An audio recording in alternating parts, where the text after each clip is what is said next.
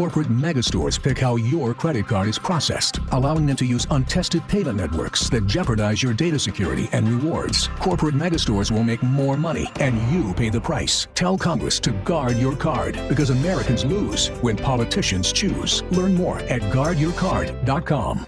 Paid for by the Electronic Payments Coalition. It was drafted in 1999 by the Philadelphia 76ers, and that was just absolutely a dream come true. Todd's playing in the NBA is unique. His battle with neuropathy is not. I first started noticing problems a couple years into my NBA career, and I felt like my sock was just balled up right in the arch of my foot, and there'd be areas of burning and tingling, and then there'd be other areas of deadness where there would be no response to touch. We tried everything possible, from surgery to different drugs, to try and take care of some of the symptoms. I'm Dr. Mark Shelley, a chiropractic physician and board-certified functional neurologist at Sound Pain Solutions. Our neuropathy treatments can rehabilitate damaged nerves. We use FDA-cleared, non-surgical, non-drug, pain-free procedures that have helped thousands of neuropathy sufferers find relief. Now I'm able to spend more time doing the things that I enjoy, being on my feet. If you experience numbness, shooting, or burning pains, or loss of balance, call us. Sound Pain Solutions, 855-996-0025, or click soundpainsolutions.com. Over 400 tariff-free new Kias are available now at Kia of Everett. With easy lease and financing options, experience simple, easy fun at Kia of Everett today.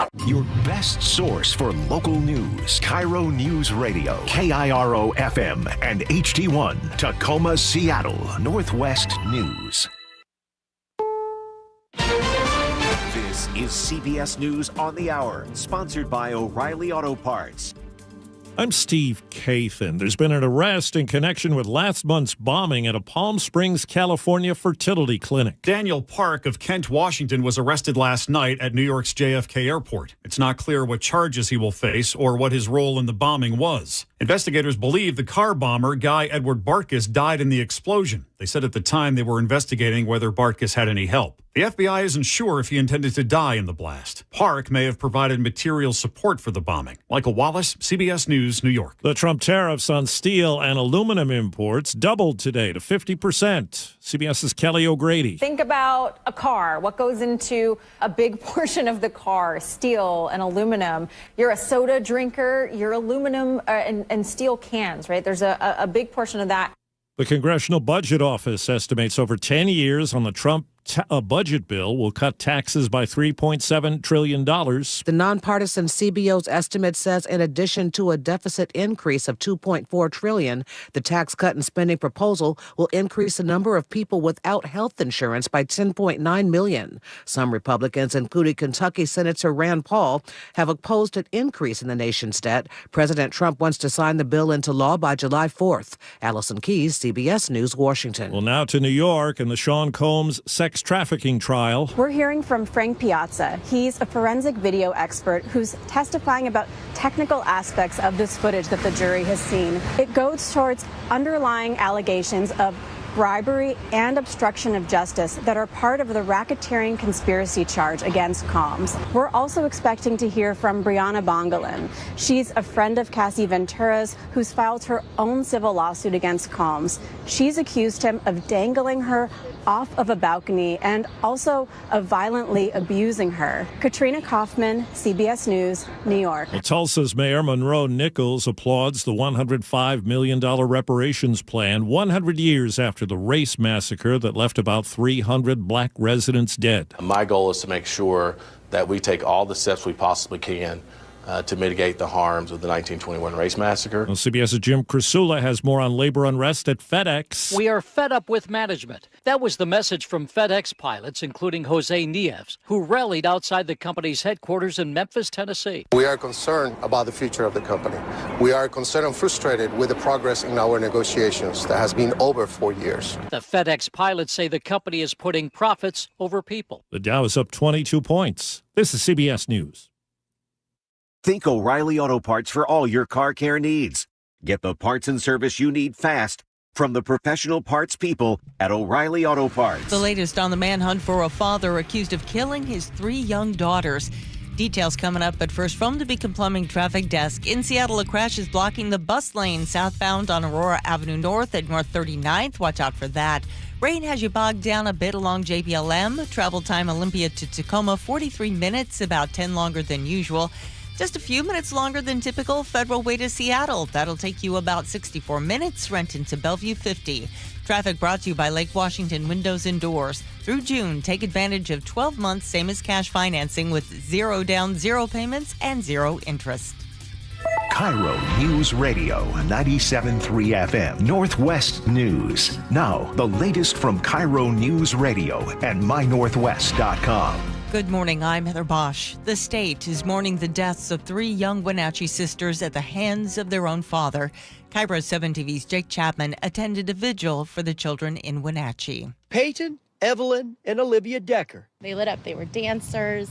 They were involved in Short Shakespeareans in the summer. Meant so much to so many. They had life and love, and they were so beautiful and so joyous. Sadly, all 3 were found dead at a campsite near Leavenworth. I hugged my daughter really hard today. Yeah. As of now, police believe their father, Travis Decker, is responsible. More on the search for 32-year-old Travis Decker. Here's KIRO 7 TV's Jason Sloss. Chelan County Sheriff's Office says the East Cascade Regional SWAT Team, U.S. Border Patrol, and Department of Homeland Security are all involved in this massive search right now for Decker. Authorities are asking the community to be on the lookout. Decker is former military with the Army and has extensive training, though it's unclear whether he's armed. Now, anyone who sees him should not approach. Just call 911 immediately. And you can check out Decker's photo. We've posted it at mynorthwest.com. A 17-year-old is injured and an 11-year-old boy clinging to life after what the Snohomish County Sheriff's Office is calling a gang shooting. They were with a group of people spraying graffiti on an apartment building in Everett this week. Renee Cooper with the Sheriff's Office. Deputies located the suspect riding a motorized scooter about 2 miles away. Once located, he tried to flee on foot and then tossed the handgun. He was booked on first-degree assault charges. A major bust and a new community program aimed to clean up crime in Seattle's Chinatown International District. There is a visible and visceral difference at the troubled corner of 12th and Jackson in the CID. No open-air drug sales, no drug use, no vagrants, no crime. 2-year CID resident Genevieve McNeil says, it's definitely been cleaner like in the morning, but it's really just dispersed issues around the neighborhood. Police continue to search for 3 suspects. In Seattle, James Lynch, KIRO News Radio. Money woes hit Seattle's film scene. The Seattle International Film Festival says it's cutting 9 full-time jobs, about 21% of its administrative staff. Executive Director Tom Merrow says SIF is facing serious financial pressure, like many artistic nonprofits right now. This weather update brought to you by State Roofing and Exteriors. Partly cloudy skies today with highs around 70. It's 59 in downtown Seattle. I'm Heather Bosch. Your best source for local news, serving Western Washington and the world with the KIRO News Radio app. Always streaming live on your smart speakers. You're listening to KIRO News Radio, Northwest News. This is the Gee and Ursula Show with G. Scott and Ursula Reutin. Not exactly. Almost. It is the Gee and Ursula Show with Angela Poe Russell and Mike Lewis. Angela, good morning. Good morning, Mike. It's good to see you. Good to see you, too. We've got a whole load of news. What we're starting off with this morning is so weirdly. Well, I'll let you get into the story itself, but I had a weird experience with something very, very similar to this in the workplace I used to work. Very similar to this. Oh, okay. Yeah. All right. Well, feel free to text us during the show, 888-973-5476. We look forward to hearing from you. Chef, good morning to you. Nick, good morning. It's hump day, right? Wednesday? It is hump day. All right. Well, let's get to Ursula's top 5 stories. A $20,000 reward is on the table for help in locating 32-year-old Travis Decker, a man wanted for the murder of his 3 daughters, Olivia, her sister Evelyn, and Peyton. They were found dead at a campground near Leavenworth. Their mother had reported the girls missing over the weekend when he didn't return them as planned. Luke Ducey has been following this story from the beginning. Luke, what can you tell us about, because things are changing so quickly, so what can you tell us is happening this morning? Yeah, so many angles to this developing story. So right now, as we speak, local, state, and federal officers and agents are out there searching for the 32-year-old Travis Decker. And he's wanted for the murder, of course, of his 3 daughters, Olivia, Evelyn, and Peyton, who were just 5, 8, and 9 years old.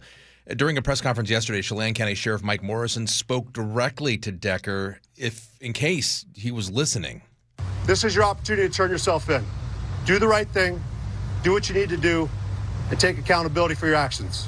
We're not going to go away, we're not going to rest, and we're going to make sure we find you. And they also said they're going to make sure they find him dead or alive. Investigators have been using helicopters and drones searching the woods around the crime scene at the Rock Island campground. That's about 18 miles west of Leavenworth. That's where deputies initially found Decker's abandoned truck. But there's also this, a huge concern for searchers and search crews, is Decker's extensive military background and training. He served as an Army Ranger, and online crime reporter Steve Hickey reports Decker apparently grabbed a lot of gear from his vehicle before possibly escaping into the woods. He's specifically trained in mountain warfare. They are extremely concerned of what this man is capable of. According to his training, he is able to sustain himself for months on end, and he is capable of continuing on.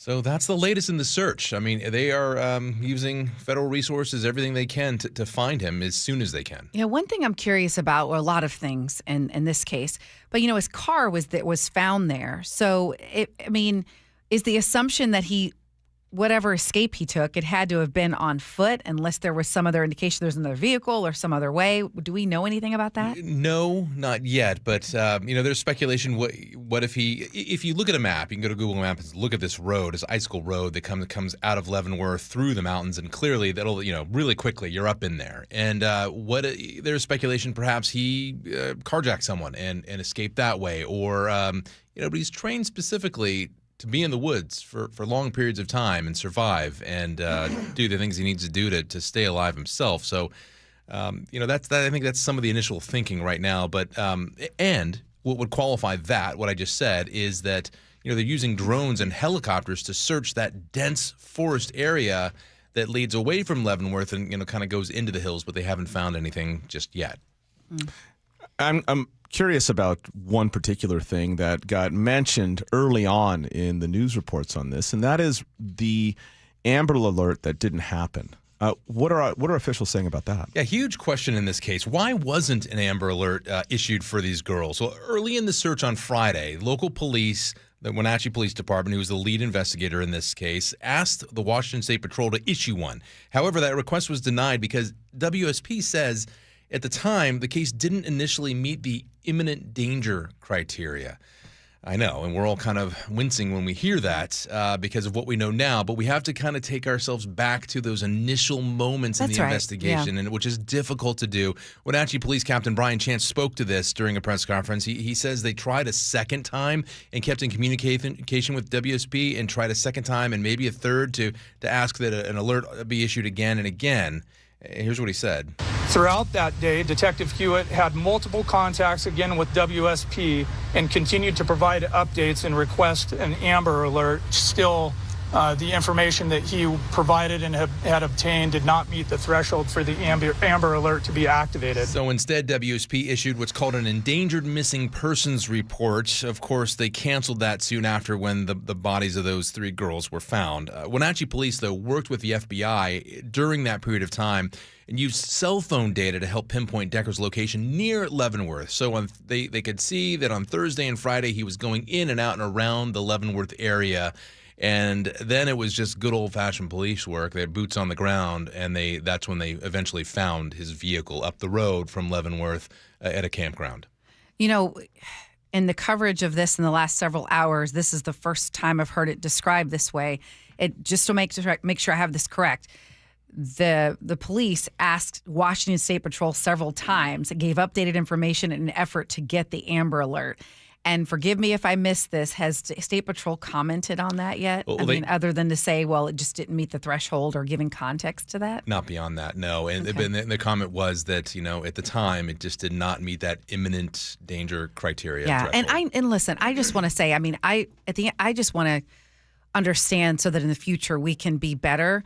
But I know we're all doing the best we can. I know that they would not have wanted this outcome. I know that. Yeah, and it's we were talking about this in the newsroom as well. Like there's so many questions still, and there's so many things to cover. And rest assured that that every investigator and agency that's involved in this is asking the same questions. And there will be a period of time that they will go back and they will review all of this and say what did we do, what can we do better, et cetera.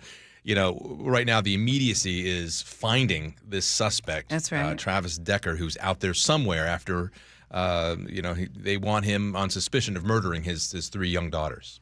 It seems to me also, though, that what the Washington State Patrol is dealing with in terms of whether or not there should or shouldn't have been an Amber Alert is the same thing that the investigators are dealing with, and that this guy did not have a history of behavior like this toward his kids whatsoever. And they get a lot of calls for Amber Alerts, and there's a lot of parents who have, shared custody arrangements, and they're late getting back, or they do something, sometimes inadvertently, sometimes intentionally, to bring a little extra tension to their ex. They can't respond on Amber Alerts on all of these things. They literally can't. They get too many calls on that kind of stuff. However, this is law enforcement calling in. Law enforcement asking for something like this. This is a very tough one for the Washington State Patrol. I don't know what they could have changed, because this particular person there wasn't an indication that this was a direction he was prepared to go, at least in terms of his history as a dad to the kids. Yeah, that's right. We are uncovering now there has been a history between himself and his estranged wife. That seems much more likely, exactly. Yeah, yes, and that's coming out in details, but you're right, not with the children. And let's also... I guess what I want to caution is we don't know all the details of the relationship, just what's been released. So, but tell me more about this relationship you said there are some issues with the ex-wife in terms of? She, according to documents that are being uncovered, there were no immediate complaints around the time of their divorce years ago. But since then, there's multiple incidents of him not being violent, but just the kids didn't want to be around him because of the way he treated the dog, the way he spoke on the phone, but nothing that was, everyone has a different threshold. But when we're talking about meeting thresholds and criteria for certain things, there wasn't anything to indicate that required restraining orders, et cetera. But it was moving in that direction. And I do want to point out as well that when we talk about thresholds and criteria for Amber Alerts, these are federal criteria and that you have to meet. Right. It's not that the WSP says, nope, these are our rules. And they are looking at the rules on a federal level and saying, no, it doesn't meet that. My heart is just, it's breaking because there are legal definitions. Mm-hmm. And then there are those times when, as a parent, you have a feeling that something is off. The kids may have a feeling that something is off. This doesn't seem right. And I know this doesn't meet your legal definition, but how do you measure that? And how do you validate that? We know it's documented. I mean, like that author, he's like this criminology expert, Gavin DeBecker. You probably heard of him, The Gift of Fear, how it's a legit thing. Mm-hmm. It is a legit thing. It's an involved thing, absolutely. And how do you intermingle that in the legal world and with law enforcement? To your point, though, I'm sure we'll learn more. The focus right now, finding this person responsible. Thank you for all you've done in covering this in such a heartbreaking scenario. Difficult story, and there are so many angles in this developing story. And be sure that we are going to be on top of all of these, especially throughout the day. So keep it right here because we'll have more information throughout the day and in the days ahead. All right, thank you, Luke. You bet. The King County elected official who has had restraining orders filed against him by his former partner says he will not step down. Assessor John Wilson is running for King County executive. A temporary restraining order was issued against Wilson last month after his former domestic partner accused him of stalking and harassment. This is the second time in less than a year that his ex, Lee Keller, has filed a restraining order against him. Last night, the King County Council considered a no confidence vote, but decided to table the issue until they could hear directly from him.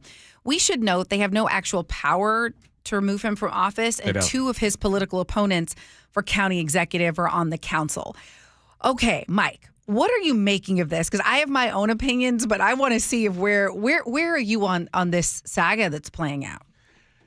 I'd say what I don't know is the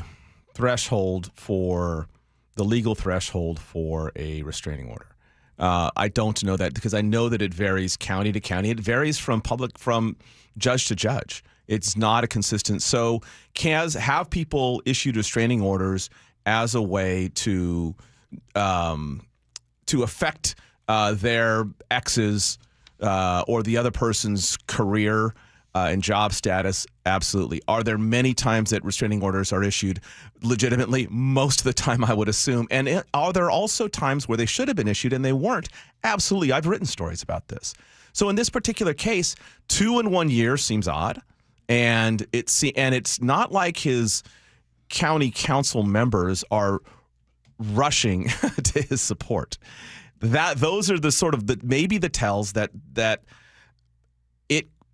I don't know. I can't say it's true. Well, here's the question: because you have a restraining order against you in his case of being the assessor and you're running for office, and people do you think? I mean, should they? Okay, because I gave a little bit of the backstory. 2 of his opponents are on the council, and it was Balducci, who's running for King County Executive, is the one that's like, well, he should step down. This is no confidence.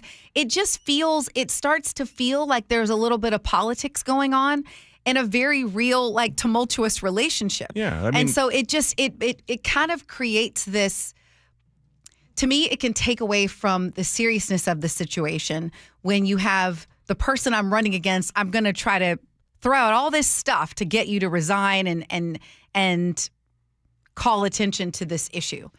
And I don't know if I'm articulating this the way I would want to, but my point is it might be better if other council members were the ones who initiated that call for resignation, not his opponents for county executive. I don't think that if you are running for the same seat, you should be involved in you can say whatever you want to say. It's your political opponent. I mean, political opponents have used the past of their whoever they're competing with since politics began. So right. So I'm not terribly surprised. Not surprised, but even should. Really, I'm not but really, should. Well, but I'm not even really offended. I mean, that's standard. That's so standard in politics. I mean, injecting politics into this is kind of what it has to be because it's a political race, right? I mean, but should there be a vote that these folks participate in? 100% no. Recuse yourself from something like that because you have an obvious conflict of interest. Right. So I would say in those particular cases, they could say whatever they want. It does seem... I can see why they would bring it up because that's what you would do about your political opponent. If this political opponent had a DUI, if this political, any number of things you would bring up as showing a sign of maybe of lack of impulse control, a lack of moral or ethical standards, whatever you want to say. So I'm fine with that. I don't like the idea that they're trying to put the county council to a vote for something that's only symbolic, something they can't actually do. This is a recall petition, the only way you get this person out of court. But now what I do support is this being public record. And I like the fact that voters now know about it. And I think that voters can make their own decisions. They always have been able to. This is why I've always been, as an aside, an opponent of term limits with the exception of the president, any president, is that there are term limits. It's called voting. And so if you would just actually get your ballot and use your ballot as you should, in this particular case, now they have a little more information. I hope that the people who are voting in the King County election actually make their decisions based on this information. Okay, I'm going to utilize the sound effect. Wait a minute. Did you say you're against term limits? I do not think there are term limits. Yes, I know. It's called voting. Yes, that's true, but legal ones. I am 100% against term limits. 100%. It's an abdication. It literally is taking, what if you have somebody who's great in office? Great according to who? Well, great according to the people who elected them into office. You have people who have won major majorities in districts who are termed out. And they're doing a great job. And they're doing a great job. Mm-hmm. Why would you abdicate your responsibility as a voter to some sort of law that indiscriminately says you can't run anymore for this job? There are some professions, though. Aren't there some professions? Well, I would say judges I would put term limits on. Like federal judges, I don't think it should be a lifetime appointment. 18 years. 18 years mathematically gives every president a bunch of appointments. 18 years on the Supreme Court. And right now we're getting people appointed at 40 years old, Supreme Court, if we're going to go down this road, who are going to be there for 40 years. No Supreme Court justice should be on the court for 40 Why? If they're doing a years. great job, Mike. I'm not well, I don't know.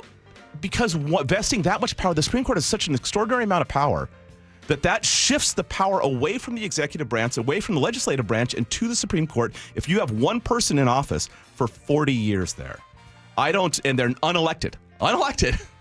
Can't be removed from office, unelected. I like the idea, one, elections are inherently term limits. Vote. That's on everyone else. Do not abdicate that responsibility to a law. Right. First off. Secondly, from a federal judge standpoint, who are not elected, that should be limited 100%. Doesn't seem to me to be super illogical. The world of politics, as Mike Lewis sees it. Okay, well, you are listening to the Gee and Ursula Show with Mike Lewis, Angela Poe Russell, but we still have Nick and Chef in the house. Guess who's back? Remember City Council member Kshama Sawant? Well, she is running for Congress, and we are going to talk about it. I am excited about this. Stay with us.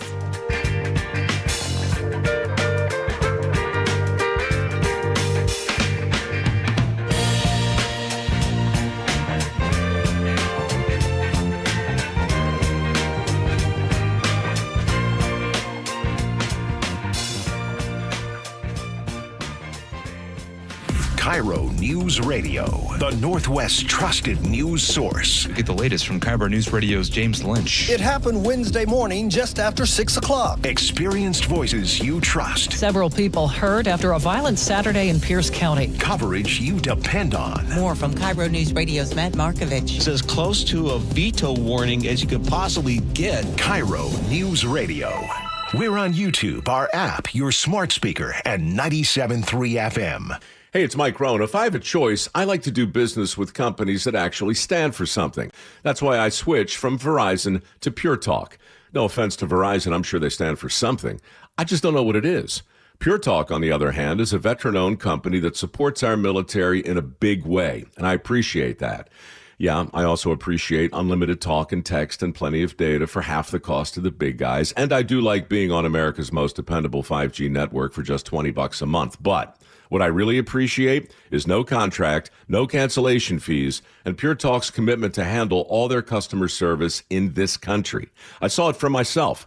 I went to Georgia, I got a tour of their headquarters, I met their CEO, and I talked to the same customer service folks that you'll talk to when you dial pound 250 and say keyword micro. Switch today and save 50% off your first month when you dial pound 250 and say keyword micro. Pure Talk. A wireless company that actually stands for something.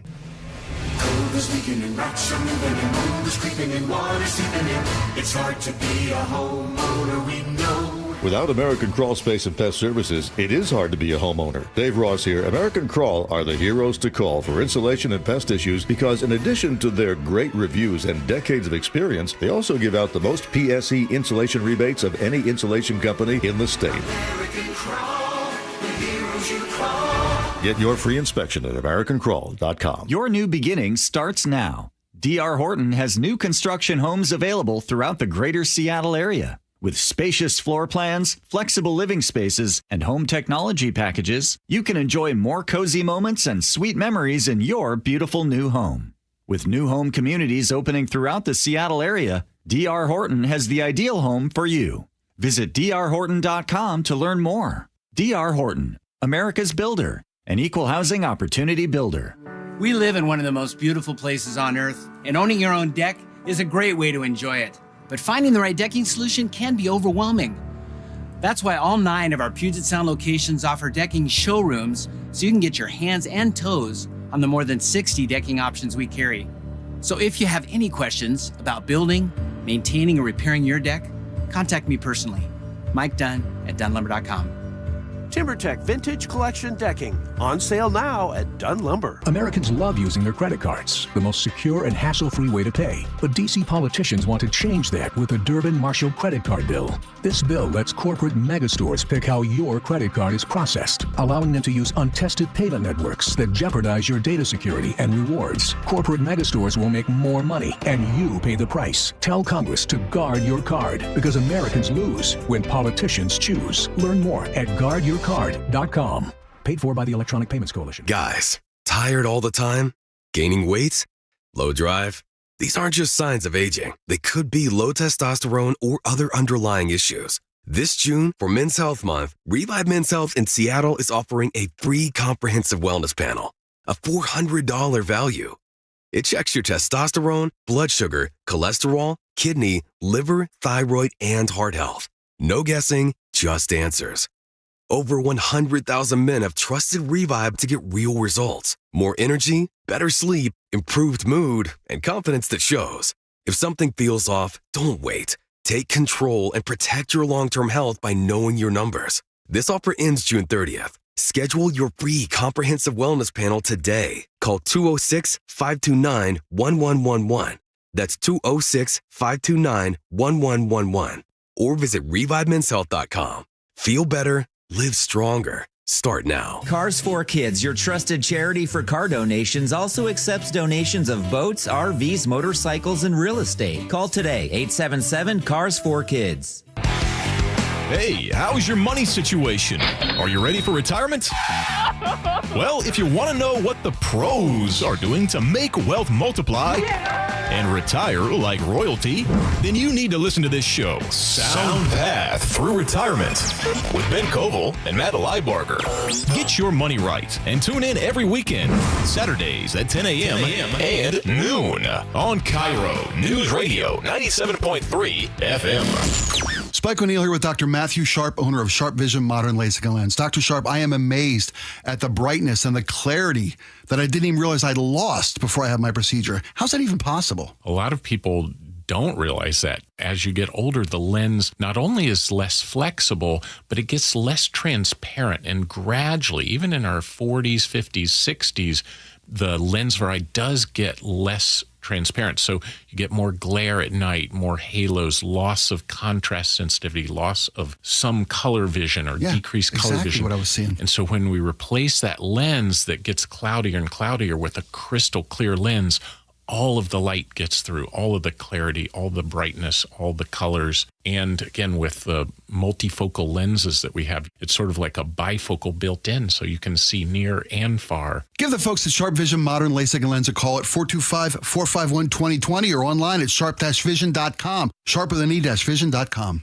KIRO News Radio 97.3 FM, Northwest News. Now, the latest from KIRO News Radio and mynorthwest.com. Good morning, I'm Heather Bosch. We love you, we support you.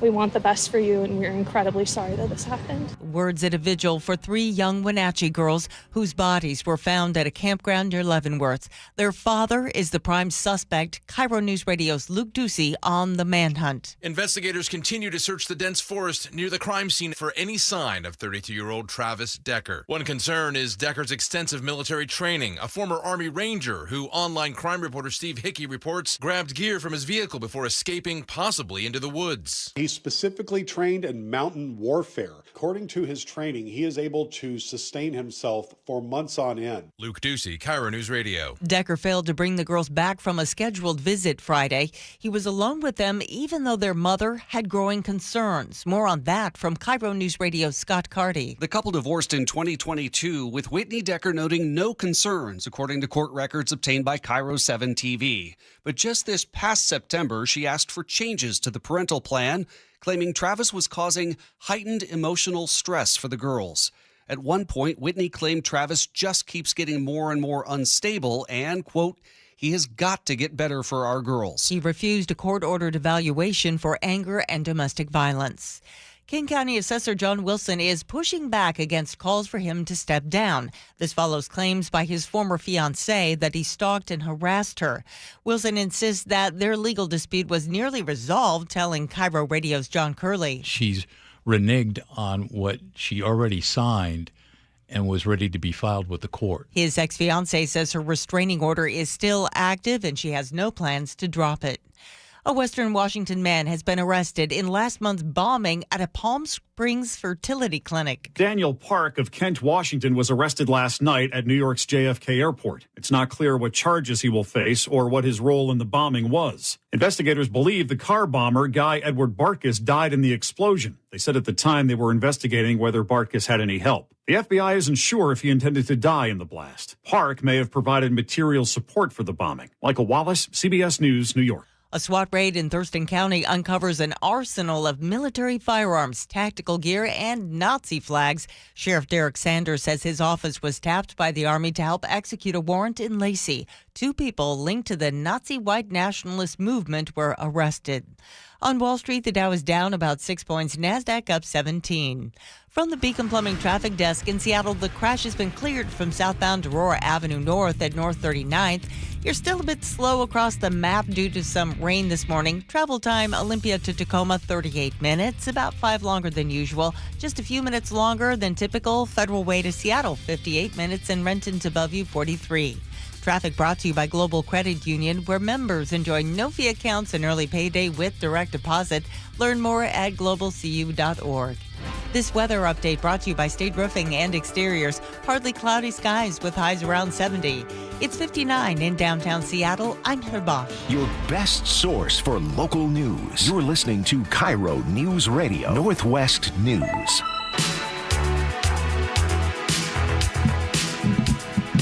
Welcome back to the Gee and Ursula Show. Mike Lewis here and Angela Poe Russell. So, if you are a conservative radio host, if you are a person who has spent any time following Seattle politics, if you are one of the very few socialist listeners of KIRO Radio, I've got news for you.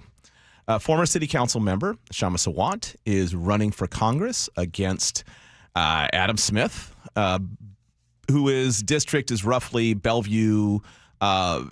It's a left-leaning district. It's Bellevue, Seattle. He's the longest-serving member of the congressional delegation from Washington State. He last time through in the primary, he won 70% of the vote. I don't think anyone's expecting this one to be a serious challenge, but it's Kshama Sawant, and so it is going to get interesting. Now, before I get into my thoughts about Kshama Sawant, which are probably going to be controversial, tell me, Angela, what do you think about this? We have some sound. Did you want to play this sound? Oh, sure, absolutely. Okay, let's play this. Why do the Democrats seem to be totally losing their shit? The Democrats and the forces of U.S. capitalism are afraid. So that's some sound of Kshama Sawant. Calling you G. Chef, do you want to give us some context for that particular one? That was it, the particular time in which she said that Kamala Harris deserved to lose 1,000 times over due to lockstep support for, Israel in the war in Gaza, campaigning alongside Jill Stein. So she's been an outlier. Just wanted to give you a little frame of reference for where her head is at. I got you. Okay, so how I'm feeling about this. I never underestimate Kshama Sawant. I learned that lesson. I was in her district. And even as I saw a group of people, actually hundreds of people, if not more, very upset about her, she has a way of rallying her base and she gets them to the polls. In my view, I see her similar to Donald Trump in that she's a socialist on the other side politically. But in the way that she rallies people and the way that she's polarizing, like people either love her or hate her. And so my personal concern about this run is that even when she did, let's say, have a decent idea, she came about it in a way that was confrontational and it wasn't productive. It's like, I remember when she went after Amazon, and I just remember thinking, like, why don't you try to work with Amazon? I've actually been very successful. Have you attempted to have meetings? Have you brought the business community together and treated them like partners versus enemies? So I didn't like the tone and the way that people sometimes don't like Donald Trump's tone and how he approaches things. I see it similarly to her. I worry that if she wins, it will further divide people and put them in their corners. Yeah, that's a fair I didn't have assessment. much to say at all. No, not at all. I think that those things, certainly on her approach, are true. I think Kshama Sawant, and I was actually, weirdly enough, I got into just last week into a fairly lengthy argument with a couple of good friends. We're all sitting at a table, getting together, having a beer. We always end up talking, current events or politics or something like that. And we're talking about it. And I made the mistake of saying something that one of my friends interpreted as like really, really liking Kshama Sawant as a politician. And I did say something that was something similar to that. What I said was, I think she was, in her time at the Seattle City Council, the most effective city council politician I have ever seen in my entire life. She got stuff done, to your point. When you say effective. Not just stuff done. What she did, the difference in, I would say the key difference with her and let's say Trump. And I'm not saying the key difference obviously is politics and policy and things like that. Of course, yeah, of course. We know all that.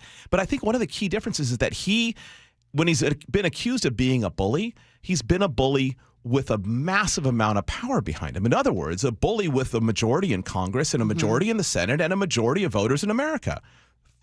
Fact. So that's one sort of bullying. Kshama managed to be a party of one. of one on a city council that was cowed by her at every single turn. And my argument to my friends was that you blame her for them. I mean, if you are unhappy about what she got done or what she pushed for, her combative nature in city council, be angry at everybody who was bullied by her as a party of one. And these are district elections. So it's not even like her support is necessarily going to translate into your district election. You know what I thought was interesting? It was so interesting. That was such an interesting period in city politics because how she managed to grab an entire majority council and bend it to her will was astounding. Bend it to her will. And what blows my mind, and similarly, I keep making these comparisons, is that people in the city would complain about certain things, and then they would vote for her, not realizing that they were connected. And I was like, you realize that right. Like, if you want this to change, like, she's kind of behind this. Right. So, okay, so here's my question to all of you listening. Would you, in this political climate, vote for an independent? Because it appears that for this congressional seat, Kshama Sawant is going to run as an independent. As an independent, not as a socialist. And so this writer at the Seattle Times is saying, normally I wouldn't discount Sawant, but because she's running as an independent, he said people are just too afraid of losing their party hold that they will not vote for an independent. They won't do it. And so I just want to know, would you take that risk and vote for an independent? I think that when you think about the elections coming up, and so I think that's an interesting point, and I think that there are some people who would do that. I would say in her case, though, with independents, what you typically have is someone who is effectively a moderate of both parties. That typically has been what's defined American independence. Is they have some of the left and some of the right, and they try to cut that middle swath. Kshama Sawant's politics are not a mystery to anyone. And so I think it would be harder to make the independent jump unless you are just certain that Smith is going to win and you just want to do something to irritate the Democrats. Voting for Sawant would be an ideal way of doing that. I think in this particular, I agree with you. I think she was an enormously effective politician and effective in her district. Although she only lost the recall by won the recall by 310 votes. So, I mean, she was already auguring toward getting a whole lot less popular. I think that it is going to be a very, very steep road, but I think she is going to make it a very interesting election because she forces Democrats to challenge their own presumptions in a fairly serious way. Although, on healthcare and whatnot, he's pretty closely aligned with her. On some issues, say politics, Gaza, Israel, he is not. I mean, I think the one thing that she could bring to the table that I would welcome would be some credible criticism of support for Israel and the war in Gaza. Oh, she's absolutely going to bring. She's already brought that, yeah. We absolutely neglect the fact that Boeing bombs have killed tons of kids in Gaza. We neglect the fact that Microsoft AI software is being used for the targeting of those bombs. And we don't hear that. We just hear, oh, there's a protest about, Microsoft's technology. Right. There's a protest about Boeing's involvement. We never hear the details, though. Right. No, that's true. That's a fair point. The headlines and not getting into the why of what's going on. It's not ideal, and it's not useful in terms of how we have meaningful conversations when you don't have all the information. Absolutely. Are we? We're going to take a quick break. Yeah. But when we come back, We're if going you're to- a hiker, are you hike? Do you hike? I Yes, love I do hiking. actually a lot. Yeah. Yeah, and I believe I agree with everything in this story. 100%. Don't be a jerk on the trails. Yeah, we're please. going to talk about We're what gonna does tell you it how. mean? Are you doing those things? We'll tell you.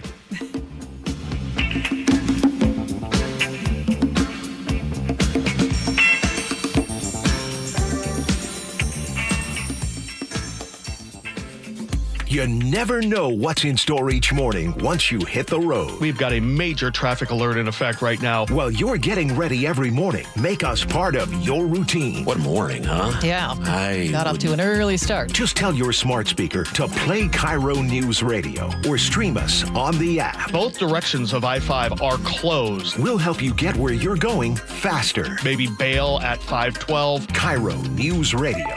We're on your smart speaker, the app, and 97.3 FM. G. Scott here with former Seahawks Cliff Averill and Doug Baldwin. I heard you guys are having a celebrity pickleball tournament to raise money for Nourishing Champions. Why pickleball? Pickleball is, obviously, it's a growing sport, but also just the community in Seattle, they've already welcomed it. The beautiful thing about this model is that we will actually be playing with community. You know, we're excited about this pickleball tournament. It's all about bringing families together, but also, you know, you get to come out there and compete against myself, Doug, Michael Bennett, and we are the most competitive people. So regardless of how sorry Doug might be, he will be out there competing like it's a Super Bowl. And again, it's just all about bringing community together and having a great time, but all for a great cause and raising money for these grassroots organizations. Come out and help me beat Cliff. Help me beat Cliff. All right, this is going to be fun. Sign up for the Celebrity Pickleball Tournament, open to all skill levels. For details, go to championsofchangefoundation.org/pickleball. Hey, Green Gobbler here. So you've got a clogged drain in your bathroom. Water in the sink's overstaying its welcome. You're spitting today's toothpaste on top of yesterday's toothpaste. You hope that it go away.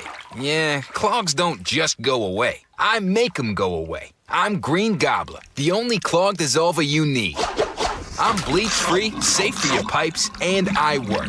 Guaranteed or your money back. Because I never met a clog that was gonna unclog itself. Green Gobbler. Let the gobbler get it. Wesley Financial Group is not a law firm. Do you find yourself stuck in a timeshare? Get the real facts about the timeshare industry and your options for cancellation. Chuck McDowell, founder of Wesley Financial Group, has put together a free information guide that reveals the secrets the timeshare industry doesn't want you to know, including the 5 ways to get rid of your timeshare. Call now and get this timeshare cancellation guide absolutely free. Call 800-859-6688. 800-859-6688. 800-859-6688. If you want a dream bathroom without a humongous price tag, now's the time to call Bathfitter Northwest. Ursula Reutin here. I picked Bathfitter because they are the original one-day bath remodeler. They're a local family-owned business that's been around for 40 years. They own every step in the process to make sure you get the best quality product and the best value. Now get 0% interest for 24 months. Call the people I trust to do the job right, Bathfitter, or visit bathfitternw.com. Do you notice sounds coming from your crawl space or attic, or possibly stale or foul odors in your home? This could be that rodents have gotten into your attic and crawl and have made it their home. They tear up the insulation to make nests to have babies. They contaminate it with their biological waste, which can be harmful to your health. And they ruin your home's energy blanket, costing you thousands of dollars a year. If you even think you may have a problem, call Insulation Northwest today, and we will come to your home as soon as tomorrow and perform a free, no-obligation inspection to determine what the problem is. This inspection normally costs $199, but it's yours free just for calling today. If we discover any problem with rodents in your home, we can get them out and keep them out and restore your home's protective insulation blanket back to brand new condition. Let Insulation Northwest give peace and comfort back to you and your family and save you thousands of dollars in energy savings. Call Insulation Northwest today, the real insulation company. InsulationNorthwest.com. We all hear the radio ads about the IRS. They tell you to be afraid, to be scared, and they try to frighten you into calling. I'm not here to do that. Tax Relief Advocates is different. TRA is here to tell you that if you owe money to the IRS, whether it's $5,000, $50,000, or $500,000, we have a solution. It doesn't matter if you're sitting in your car, at work, or with your kids. No matter where you are, call now. 800-575-8157. Don't lose hope. TRA can eliminate or reduce what you owe to the IRS. Generous programs are now available that can give you a fresh start. Our passion is taxes and helping individuals fix their IRS problems. We have over 1,000 5-star reviews on Google and an A+ with the Better Business Bureau. You don't need to be afraid of the IRS any longer. End your tax nightmare today by visiting us online at TRA.com or call 800-575-8157. That's 800-575-8157. Tax Relief Advocates. Real solutions for real people. At Les Schwab, we've been changing the tire game for more than 70 years. Our Go the Extra Mile service means more hustle, less hassle. We design our own exclusive tires to give you more tires made for the road you drive, less compromise. All backed by America's best tire warranty included with every tire we sell. We're talking more unbeatable tire warranty, less charging you extra, like the other guys. It's why you get more from less. Book an appointment at leschwab.com. Business leaders know to solve a problem, you gotta look at it in a new way. Like travel between Seattle and Portland. Why is it such a pain? I-5 traffic, TSA slowdowns, SeaTac hassles. Seaport removes those pain points. We fly out of Boeing Field and a private terminal at PDX. You park for free, steps away from your plane. And with flights every 45 minutes, you're always home for dinner. Problem solved. Seaport Airlines. It's about time.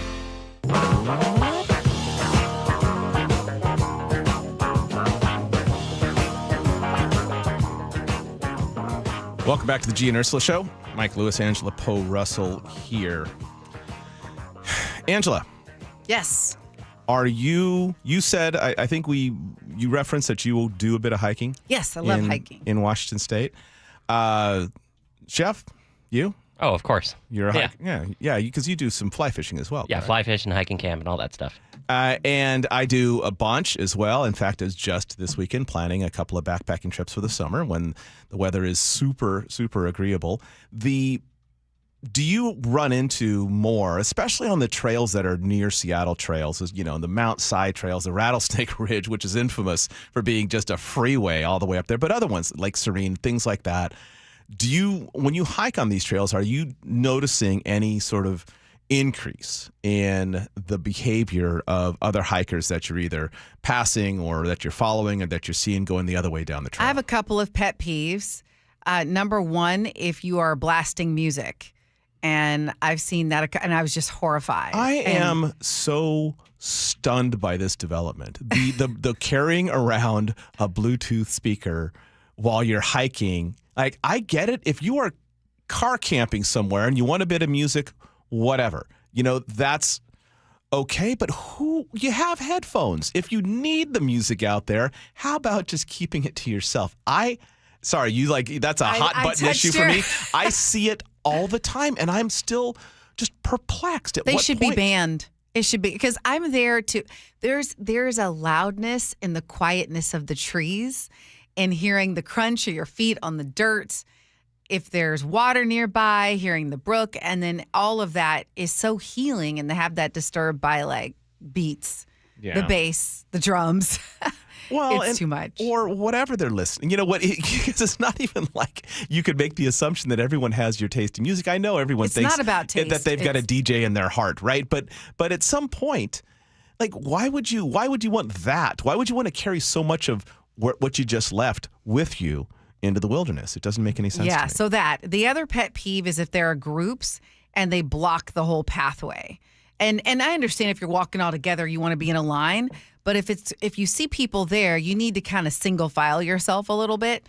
So that's my other major one. What are your pet peeves? What have you seen an increase in? Well, so in the Seattle Times, they did a story on it's one worth looking at, especially if you do any hiking or if you have a friend who may be not a great hiker in terms of their hiking etiquette, just send it along saying, hey, this is a good inspiration for doing some hikes this summer. So one of the things that bothers me, it's mentioned in the story, is the leave no trace standard, which means you take whichever you pack in. This is whether you're backpacking overnight or not, you pack back out. Take your stuff. 100% of Yes. it. You don't leave any of it there. You don't bury it. You don't do any of that. You just take the stuff that you brought with you, and you make sure 100% of that is either inside you or packed some way in your backpack. And I'm still surprised on some of these trails. And I know that sometimes, when you see a water bottle or something, someone might have stopped to rest and left it there by mistake. I understand not every time it's like that's irresponsible, but not intentional. Mm-hmm.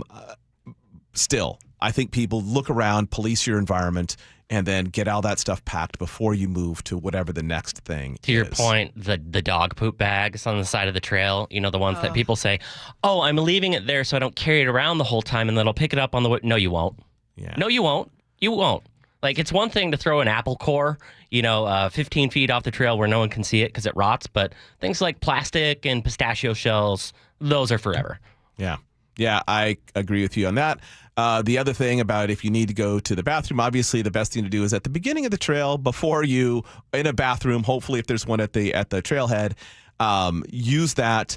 Try not to on the trail, but if you have to, observe the rule about bodies of water, not into the lake, not onto the shore of the lake. Go somewhere, dig a small hole, do what you have to do, cover it back up, and move along. And if you're doing, unfortunately, if you have to do, number 2 out there, again, carry something with you that is biodegradable. Generally speaking, so what you have actually, used to do a lot of alpine climbing as well. You had to actually, it was more severe. You had to actually put out a film blue plastic square. Mm-hmm. And then you did your business on that square. You had to target. And then that went into a fairly, biohazard proof plastic bag that you then packed, and you carried that back out with you too. And for those who don't know, that's important because of keeping the water clean. Absolutely. Yeah, keeping the water clean. It's how sometimes we have these high bacteria levels in the water. Not from humans, that's from dogs. Dogs. Okay, so what about human? Like, why do you need to do that if you're it's human? true. Humans, it's also for the water quality. Yeah. Okay. But bacterial issues that we get in lakes and stuff, that's from the dog runoff. That's generally from dogs or cattle. If you're on U.S. Forest Service land, there's cattle grazing sometimes very nearby. Word of the wise, don't want filter the the water or heavily treat the water, but do not just drink the water. Okay. And then there's also take care of your dog out there. Also, be cognizant of your dog's water supply and your dog's comfort, because dogs, you think that they have boundless energy. Dogs can suffer on these long hikes. And when they start suffering, you're packing that dog out along with everything else. So be cognizant of taking care of your animal and making sure your animal, not everyone, I'm a dog lover, not everyone is. So keep the dog tight. Generally keep it on a leash unless obviously people break this when they'll unleash their dog, especially behaved one. It'll trot next to them on the trail. Personally, I know you're not supposed to. I don't mind that, but most of the time people who unleash a dog don't really have that level of sort of coordination with their dog. Gotcha. This was very informative because I didn't know that part about the number. Okay, let's say the number 2 and the process you had to go through for those longer periods. But even number 1, you dig a hole for it. Absolutely. Yeah, again, and don't do it in the lake. Within reason. If it's on granite, don't pee in the pool. 100% of the time, don't pee in the pool. All right, that's all we got for this hour. Coming up, what are we talking about in the next hour? We have an update on that investigation at Enumclaw High School, the break-in. Right. Definitely a lot to share about that. And let's see. Why am I blanking? It's good stuff. It's us. It's just a prank, bro. It's just a prank. Remember that one? Prank. Oh, yeah, just a prank. Right. And we're talking about the state track meet and Absolutely. some of the controversies around how people protested. All right, coming up right after the break. At Care Partners Senior Living, we believe in providing quality care at an affordable price. Instead of spending on luxury and expensive art, we invest in our people and accommodations with a focus on compassionate overall health. Our communities offer independent, assisted living and memory care designed to preserve dignity, independence, in your estate. Affordable, personal, trusted. That's our promise. please give us a call. We have beautiful Care Partners communities throughout Washington and Arizona. Visit carepartnersliving.com. Patrick was way behind on his IRS taxes. I was in way over my head. The total amount ended up being somewhere just over $30,000. $30,000. Then the IRS came to collect. Started getting letter after letter. A lien had been filed against me. They were going to basically hang me completely out to dry. He had to do something. That's when I reached out to Optima Tax Relief. Patrick's life quickly got a lot easier. It was very easy, pretty much hands off. They picked up the ball and ran with it. And how'd it go? I couldn't believe it. I had to ask 2 or 3 times. I saved an incredible amount of money. How does Patrick feel about Optima? Couldn't be happier. They definitely helped me. Optima Tax Relief, the best place to call. They're the best in the business. Do what Patrick did and call Optima Tax Relief for a free consultation. 783-8055. That's 800-783-8055. 800-783-8055. Optima Tax Relief. Testimonial from an actual client. Some restrictions apply. For complete details, please visit OptimaTaxRelief.com. Sometimes an identity threat is a ring of professional hackers. And sometimes it's an overworked accountant who forgot to encrypt their connection while sending bank details. I need a coffee. And you need LifeLock because your info is in endless places. It only takes one mistake to expose you to identity theft. LifeLock monitors hundreds of millions of data points a second. If your identity is stolen, we'll fix it, guaranteed, or your money back. Save up to 40% your first year with promo code NEWS at LifeLock.com. Terms apply. Why'd I go to the doctor? One day at the firehouse, I was so lightheaded I could barely stand. Even my crew noticed. Getting checked out was the right call. Turns out I have atrial fibrillation, which increases the risk of stroke about 5 times. Symptoms like irregular heartbeat, heart racing, chest pain, shortness of breath, fatigue, or lightheadedness can come and go. But if it's AFib, the risk of stroke remains. If you have symptoms, contact a doctor. I'm so glad I did. Visit NoTimeToWait.com, sponsored by Bristol-Myers Squibb and Pfizer. You ever try fixing your car and realize you're missing that one part? Yeah, been there. That's why eBay's my go-to. They've got millions of parts, guaranteed to fit. I'm talking brake pads for when yours have seen one too many miles of stop and go. Oil filters, because you don't mess around with your engine care. Even got this cold air intake on my watch list. I might just go for it. To keep the ride cool and your DIY streak hot. Find all the parts you need at prices you'll love. Guaranteed to fit every time. eBay. Things. People. Love. Eligible items only. Exclusions apply. Well, these polymers aren't as flexible as batch K3. Researcher Laurie is stretched thin. Did you get the vulcanization analytics from V66? Oh, wait, are these rubber scores from last week? She needs to hire new lab technicians so she can bounce back into her old self. I need Indeed. Indeed you do. Our matching platform lets you spend less time searching and more time connecting with candidates. Redeem your $75 credit at Indeed.com/credit. Terms and conditions apply.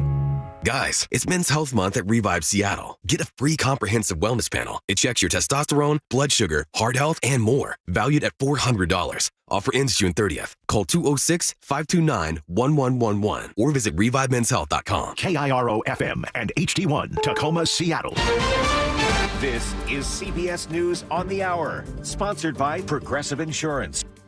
I'm Steve Kathan. There's been an arrest tied to the bombing last month at a fertility clinic in Palm Springs, California. The car bomber, Guy Edward Barkus, died in the blast. The FBI now says 32-year-old Daniel Park of Kent, Washington, provided materials to make the bomb. Is accused of shipping approximately 180 pounds of ammonium nitrate, an explosive precursor commonly used to construct homemade bombs. Agents say Park visited Barkus for about 2 weeks in January and February. He left for Europe days after the bombing. He was detained in Poland and brought to New York's JFK airport last night, where he was arrested. Michael Wallace, CBS News, New York. The Trump tariffs on steel and aluminum boosted today to 50%, could hike prices on everything from sports cars to soup cans. Tim Ebner is with the Can Manufacturers Institute. What we are seeing in our supply chain will be an increase in cost to produce metal cans, which will then get passed along in the process of production. CBS's Jill Schlesinger says a private report finds private sector hiring has hit its slowest pace since 2023. Inside of the ADP report, It showed that companies that have fewer than 50 employees actually cut workers, and that matches what a lot of economists have been saying. They are worried that the small businesses in the United States are going to experience more significant job losses as tariffs wind their way through the economy. There's labor trouble at a major shipping company. We are fed up with management. That was the message from FedEx pilots, including Jose Nieves, who rallied outside the company's headquarters in Memphis, Tennessee. We are concerned about the future of the company. We are concerned and frustrated with the progress in our negotiations that has been over 4 years. The FedEx pilots say the company is putting profits over people. Jim Crisula, CBS News. Overseas, an aid hub in Gaza that's been the scene of death and chaos this week suspended operations today. Ukraine's President Zelensky called for a truce with Russia, at least until he can meet with Vladimir Putin. CBS's Elizabeth Palmer reports Defense Secretary Hegseth is headed to Brussels, but will miss a high-level Ukraine meeting. Well, it takes place in NATO headquarters, so that tells you right away it's political messaging. It's all about the Trump administration determined to show that it's stepping back from providing support to Ukraine. A Johns Hopkins study finds childhood vaccination rates against measles fell in the years after the COVID-19 pandemic in nearly 80% of more than 2,000 counties with available numbers. Wall Street, right now the Dow is up about 50 points. This is CBS News. Sponsored by Progressive. Protect your auto, home, and business with Progressive and get 24/7 coverage. See if you can save at Progressive.com. That's Progressive.com. The latest on the manhunt for a father accused of killing his daughters, what deputies want him to know. But first, from the Beacon Plumbing Traffic Desk, a disabled vehicle is blocking 3 lanes on I-5 northbound near Denny Way. You're backed up past Boeing Field right now. Federal Way to Seattle travel time 48 minutes and growing. In Tacoma, a disabled vehicle is blocking a lane on I-5 southbound near McKinley. Travel time Everett to Seattle 44 minutes. Still a bit slow there. Renton to Bellevue 31. And your lake bridges are nearly clear. Traffic brought to you by Lake Washington Windows and Doors. Through June, take advantage of 12 months, same as cash financing with 0 down, 0 payments, and 0 interest. KIRO Newsradio 97.3 FM, Northwest News. Now, the latest from KIRO Newsradio and mynorthwest.com. Good morning, I'm Heather Bosch. A message for the man accused of killing his 3 young daughters, whose bodies were found at a campground 18 miles west of Leavenworth. This is your opportunity to turn yourself in. Do the right thing, do what you need to do, and take accountability for your actions. We're not going to go away, we're not going to rest, and we're going to make sure we find you. That's Chelan County Sheriff Mike Morrison speaking to 32-year-old Travis Decker. Investigators are using helicopters and drones to search in the woods around the crime scene for him. Authorities recovered his vehicle. It's unclear if he's found another one. You can see Decker's photo at mynorthwest.com.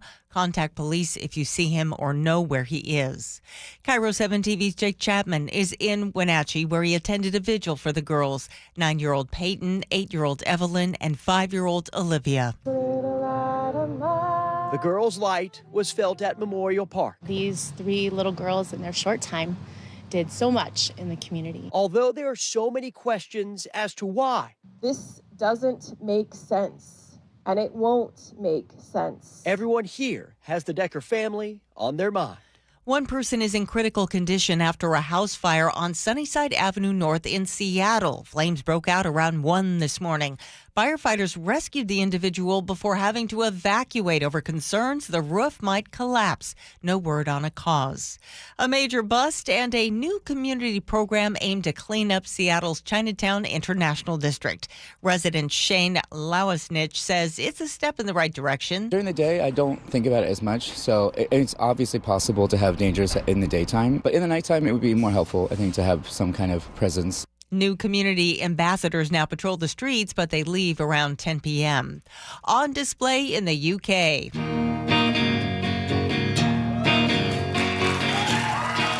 Kurt Cobain played the Martin D18E acoustic guitar during Nirvana's iconic MTV Unplugged performance in 1993. Music journalist Alan DePerna is behind the new Cobain exhibition in London. For fans, it's an iconic object, very much so. It's also the most expensive guitar ever sold at auction, $6.1 million. Cobain played the guitar months before he died at age 27. This weather update brought to you by State Roofing and Exteriors. Partly cloudy skies today with highs around 70. It's 59 in downtown Seattle. I'm Heather Bosch. Your best source for local news, serving Western Washington and the world with the KIRO Newsradio App. Always streaming live on your smart speakers. You're listening to KIRO Newsradio, Northwest News. This is the Gee and Ursula Show with G. Scott and Ursula Reutin. Well, good morning to you and happy Wednesday. Gee and Ursula are off today. I'm Angela Poe Russell filling in along with Mike Lewis, but we still have the rest of our I don't know, what do you call yourselves? The bin? Not the you're like the main, not the bench, crew. But the main crew. Yeah, the main crew. Yeah. The glue. The glue. I like that. Yeah. See, Mike always has a way with words. Love being compared to melted horse hoofs. Chef Nick holding it down with amazing music.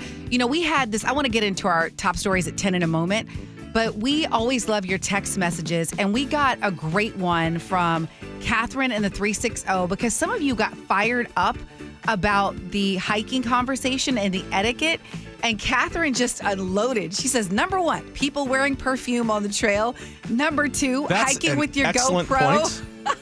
And then she says parking. I won't use the word, but she addressed the parking. But the drones and so on. So I didn't realize the list was so long, y'all. Drones. Drones. All right, well, let's try to bring the blood pressure down, okay? Let's talk about what's new at 10. What's new at 10? Okay, the mystery surrounding that break-in at Enumclaw High School appears to be solved. You'll recall yesterday we told you about the break-in where the teens appeared to have a gun and were recording video with a phone, but not stealing or breaking anything. Police, in the aftermath of that, stepped up patrols at the school out of fear that they were rehearsing for some kind of attack. Well, authorities have apprehended the teens responsible, and police say the kids were preparing for a senior prank involving how they would fill up a lunchroom with balloons. It turns out the gun in the video was an airsoft pistol. Enumclaw Police Chief Tim Floyd tells KIRO 7 TV's Brandon Thompson he understands why the community was so alarmed. As a parent myself of 4 young adults, I understand what it feels like to get a message like that. But that video footage making it appear the teens were planning a school shooting completely misinterpreted. Where you see the image of the subject pointing the gun around the corner. Turned out to be preparation for a prank. One of the minors just thought it'd be fun to bring his airsoft gun along. What makes you confident that this is a prank and not these kids trying to get out of something more serious? First of all, he walked in. Right? He had the gumption to walk in and say, this is not what it looks like. Of course, this isn't going to just go away with an apology. There will be some criminal charges out of this. Yeah, no word yet on what charges they will face. I think it's fair, Mike, that the reporter pressed this was the Enumclaw police chief about this, because I immediately thought about the case in Georgia. It was a 14-year-old, and he ended up shooting at his high school in Georgia. I think there were 4 people who were killed. And a year prior, the FBI had alerted Georgia authorities about this teen, and the police went and interviewed the teen and felt comfortable. He was like, no, I didn't do that. No, this didn't happen. You know, basically they left and felt fine. And a year later, this is what they did. To be clear, I am not saying that this is the case. It very well could be a prank, but it is fair considering the rise in school shootings. It is fair considering we've had more than one case where there was some kind of warning, something that was there, the kid denied it, and the next thing you know, here we are.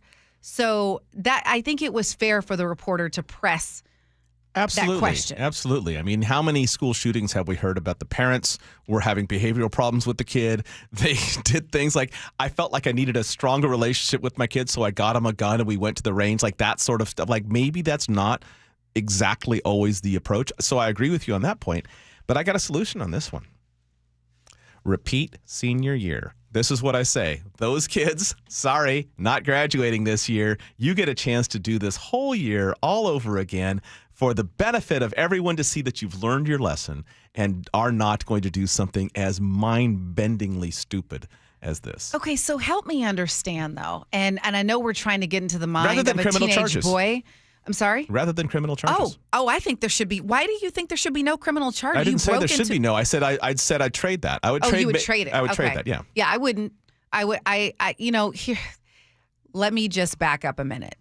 I'm not there doing the investigating. I haven't looked these people in the eye. I also don't know their record. These could be kids that the teachers are like, oh my God, these are stellar kids who do a lot of community service. And there's a long history of senior pranks in a lot of high schools in America. Yes. I mean, that is true. I'm and trying- frequently, some of them have involved, in days when we didn't have to worry about all these things, some of those did involve finding a way to sneak into the school, filling a room with balloons, that kind of sort of benign stuff that you want to do. So, I mean, I understand that. Senior pranks are not new in America. They probably are getting less and less all the time for these very security reasons that people are very spun up with a lot of security cameras. These kids should have been aware of that. But I understand like the desire to sort of like usually the kids who do a senior prank are not the most irresponsible kids. Frequently, they're the kids who actually are the ones who are going to miss high school, who actually dug high school, right? Right. The thing I can't let go of, though, is if you were there to just prepare for the prank of balloons in the lunchroom, why break out an airsoft pistol and point around the corner or hold it? That's the part I don't understand. Yeah. There's no reason. There's no reason to prepare to fill balloons. You don't need a dry run to figure out how to go. It's not that difficult. So how credible do you think their explanation is? Because I know this is a smaller town. It's possible the chief knows the kids, or at least one of them. Certainly the administrators do. But who gets the good grace and the benefit of the doubt in situations like this? Because, I've been the beneficiary of, discipline instances in schools where they're like, okay, we know Andrew, he's a good kid, really crosses the line sometimes. So, we'll take that into consideration. A lot of kids don't get that. Absolutely. And I also find it interesting that the chief said, well, they turned themselves in. I'm like, their eyes were kind of on camera. Like they had their face covered up, but you could, if they were students at the school, which they were, I would have recognized the eyes and some of the movement, because there have been a ton of tips coming in. So I'm not giving them any credit for. I'm not giving them any credit for coming in when there are a ton of tips out there and your face was kind of on camera, partially covered up. I think it was something that needed to happen. At the end of the day, though, we're radio hosts right now. We haven't looked them in the eye. I don't know these kids' records. I just can tell you the facts, and the facts are we have had cases in the past where law enforcement encountered a teen denies, and next thing you know, there's an issue. So I hope that the judgment of the police in Enumclaw are right on this. I mean, and likely they are. Yeah, my guess is they probably didn't do the kids any favors by limiting the amount of information on the press. It would be nice to know if these kids, parents, teachers, colleagues all said, like, look, it's pretty. I mean, my guess is they did have those conversations. Yes, because that will tell you a lot. That will tell you a lot, and they probably, I would guess, asked for access to phones and looked for text messages and all the kind of stuff that can give you a trail, because they're probably not. They're not even sophisticated pranksters, much less sophisticated criminals. So I would guess that there was probably more evidence than they let public that these kids were doing something, and one of them made a really dumb decision for their own personal safety, not to mention the sort of getting everybody around them agitated by carrying an airsoft pistol into this sort of thing. It just seems incredibly dumb. Yeah. Incredibly dumb. Which happens a lot when teens are absolutely growing up. Okay, let's get to our next story. Tough financial times for the nonprofit SIF, announcing yesterday they're cutting 21% of its administrative staff due to financial constraints. SIF is the nonprofit responsible for the annual Seattle International Film Festival, one of the largest in the country. And they operate 4 cinemas in the area. One of my favorites, and I'm forgetting, I always want to say the old Cinerama. But now I think they just call it SIF Uptown. They call it the SIF Cinerama as well. No, SIF Uptown is a separate theater. That's the one in Queen Anne. That's Queen Anne, yes.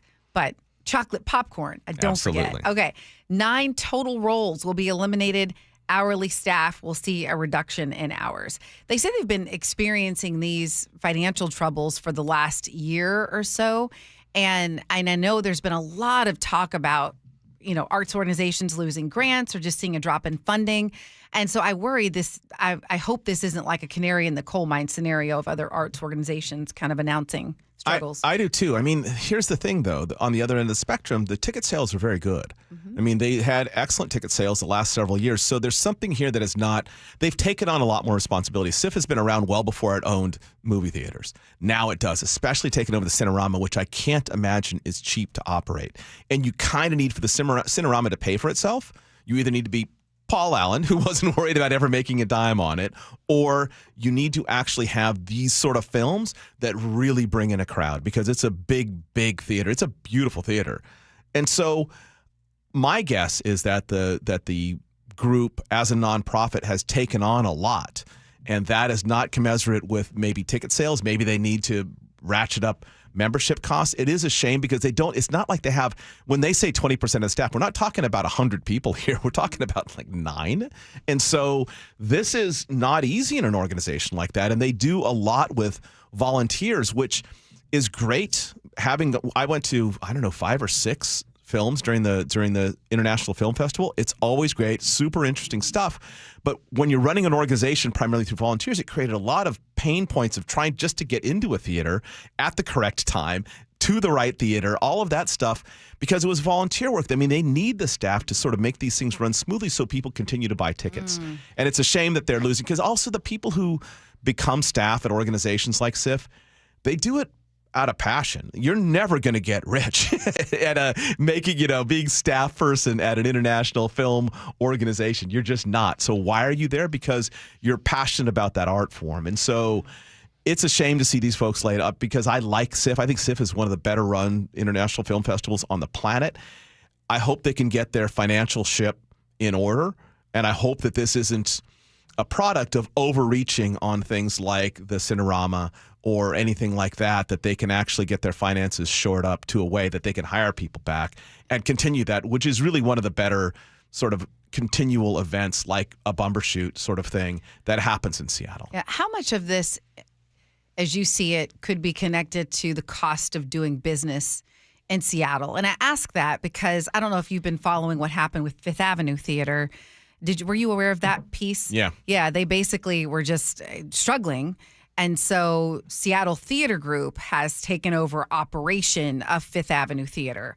And Fifth Avenue Theater, I mean, huge, beautiful place, wonderful shows, locally produced productions right in the heart of downtown Seattle, and struggling. And so STG now taking over operations, but Fifth Avenue will still be able to operate, but just under the kind of the umbrella of STG. So there's an example of another big giant showing signs of weakness. I mean, for all of you listening, do you frequent these things? Do you go to I don't know, how movie film theaters? Do festivals you go to film festivals? Do you go see plays? Why not? Did you used to come to Seattle? What are your thoughts on that? Just the cost of doing business in the city. And you know what? Before you move on, can I just break in real quick? Because if you are driving right now, I just got handed a traffic alert from Heather Bosch. So on northbound I-5, just south of Denny Way, there's a vehicle fire.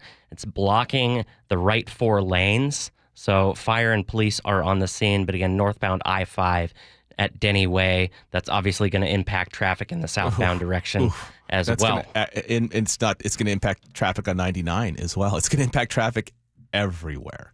Wow. All right. Thank you for that.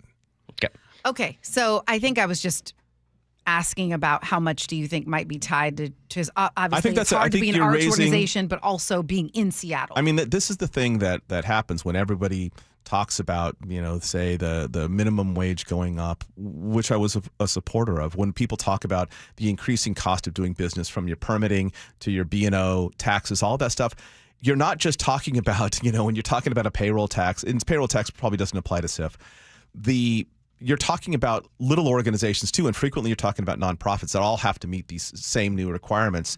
And it's particularly hard on organizations that depend on irregular funding, which means membership drives, which means donations, which means the occasional grant, which means ticket sales for entertainment-based things, which people will cut out of their budgets earlier when other things get expensive. So yes, I think that you're absolutely right, and there's not a lot of clarity into what is the problem here. Having some clarity on that would be interesting. But I think that has to be a component of it, I would guess. I have a theory, and I don't know much about their business model, so take this with a grain of salt. But if you look at the ProPublica nonprofit report, they have a revenue of like $6 million from the latest year shown. That's 2023. They said they're laying off 21% of their administrative staff. That would mean that they have an administrative staff of 43 individuals for an organization that has $6 million in revenue. And I don't come from the nonprofit sector, but I have run parts of companies. I'm familiar with business. 43 admins is a lot of people. Is it 43? I want to make sure they said they cut 21% of their administrative staff. I thought it was 9 20% people. of staff, but then it was 21% of staff, but then I thought that of that percentage, it mainly impacted admin. Yeah, that's what I thought. But I think they have also a very broad term of admin. Admin is not necessarily people who are at the top of the organization. The admin could be anyone who is doing, ticket sales or things. I mean, I don't think that when they say admin staff, they mean the staff that administers the whole festival. And building a festival like this actually takes a whole bunch of people. So I understand that, and I don't think it's all exclusively going to be full-time staff as well. So I don't know. Those are very good questions. I would just say take a look at Seattle Pride, right? If you look at their offices, I think they have like 1 or 2 people who are there full-time all year because it's a once a year deal. Huge event. Requires a ton of planning. Huge event for a day. The film festival runs for a month, right? Yeah. And you're corralling stuff from all over the planet to try and they get run the theaters and they do all the showings. I mean, I think I get your point, and I think that there are some parallels, but I think there are also some pretty clear distinctions as well. Okay, well, we appreciate you listening to the Gee and Ursula Show. Wow, it's almost 10:30. I know. Like it's 10:23. Zipping along. Okay, coming up next, Paul Holden is going to come in, and he's going to talk about how you can get rid of the stuff that you no longer need and see the direct impact in your community. One of He has my a favorite really topics. cool story to tell, and I think it's going to leave you inspired. You're listening to the Gee and Ursula Show.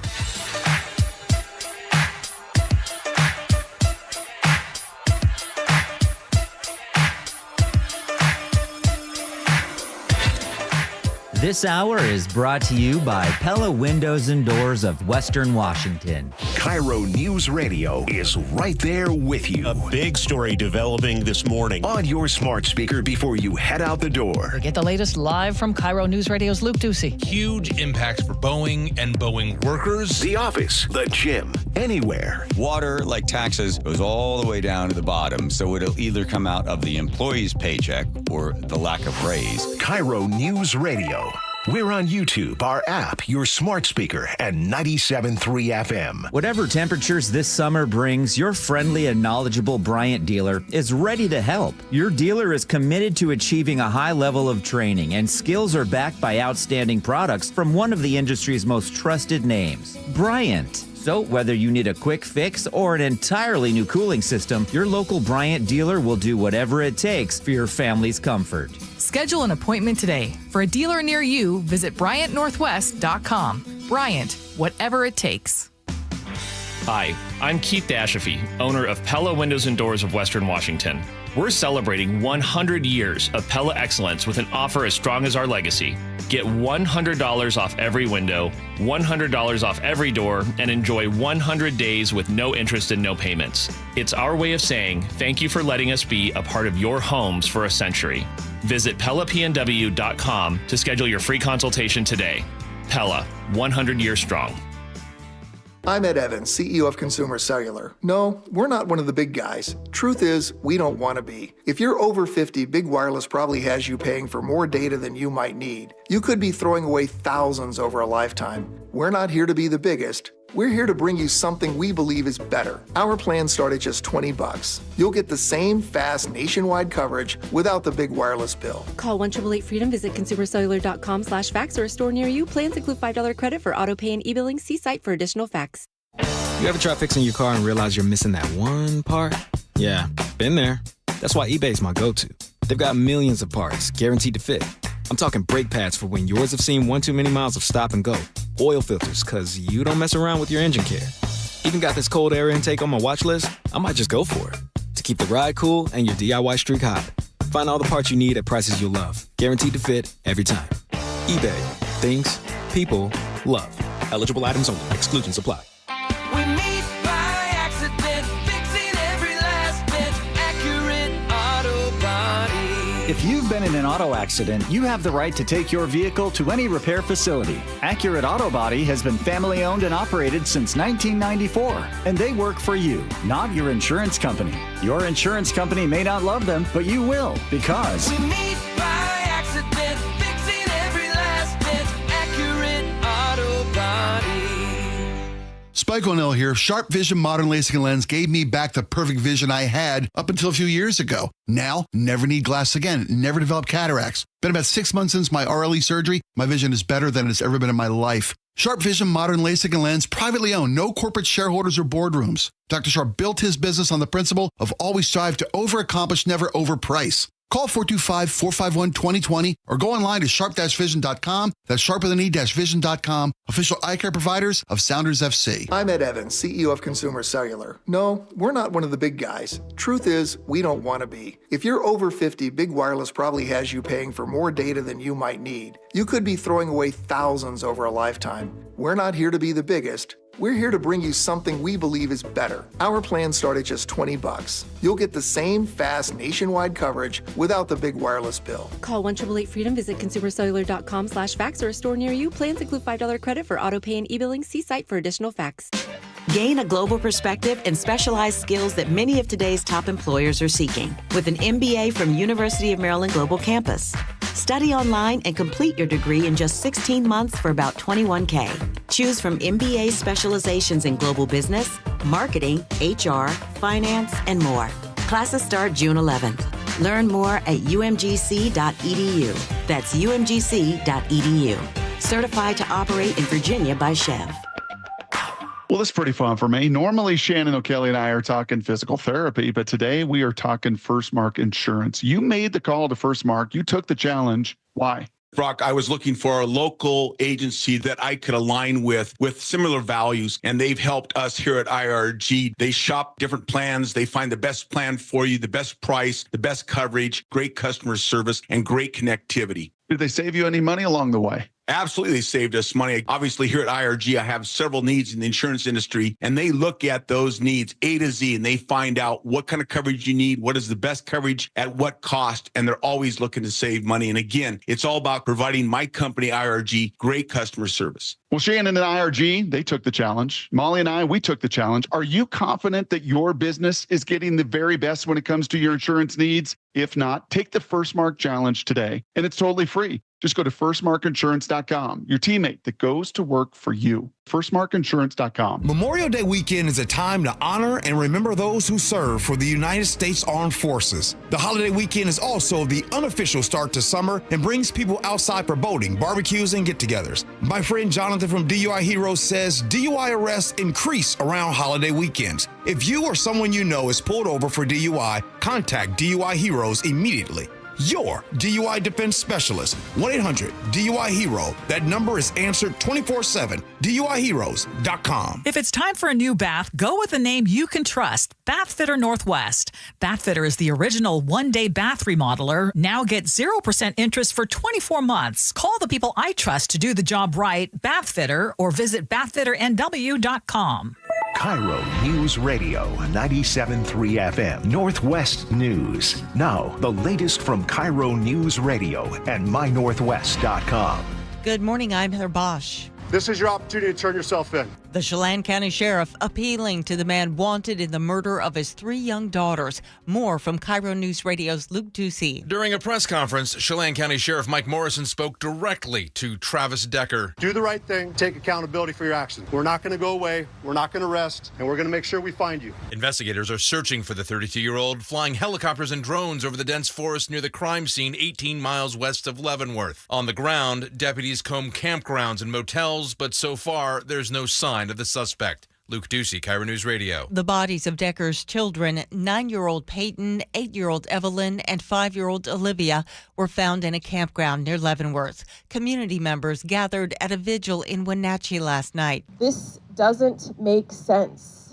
And it won't make sense. But court documents show Decker's ex-wife had growing concerns about his behavior. More on that from KIRO News Radio's Scott Carty. The couple divorced in 2022, according to court records obtained by KIRO 7 TV. Just this past September, Whitney Decker asked for changes to the parental plan. She claimed Travis just keeps getting more and more unstable. The court ordered Travis to undergo an anger management domestic violence evaluation and a psychiatric evaluation, but he refused. Scott Carty, KIRO News Radio. King County Councilmember Claudia Balducci, who's running for county assessor, is calling for one of her opponents in the race, John Wilson, to drop out. Wilson's ex-fiancée has filed 2 restraining orders against him, alleging stalking and harassment.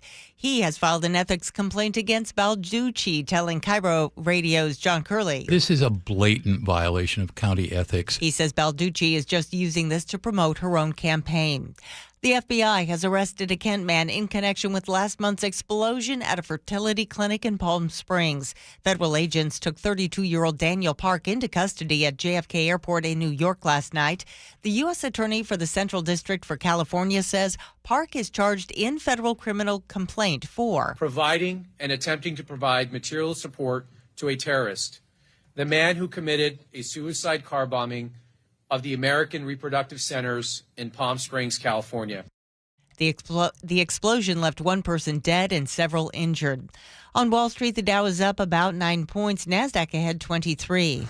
From the Beacon Plumbing Traffic Desk in Seattle, a car fire and fire trucks are blocking all but 1 lane on I-5 northbound near Denny Way. You're backed up past Boeing Field. Travel time Federal Way to Seattle is 1 hour and 5 minutes. That's half an hour longer than it should be this time of day. In Tacoma, the disabled vehicle's been cleared from I-5 southbound near McKinley. Travel times Everett to Seattle, 38 minutes, a bit slow there. Renton to Bellevue, 30, just about what we would expect. And your lake bridges are clear. Traffic brought to you by Seattle Sports. You can always listen to your favorite local sports content on the FM dial at 97.3 HD2. This weather update brought to you by State Roofing and Exteriors. Partly cloudy today with highs around 70. It's 60 in downtown Seattle.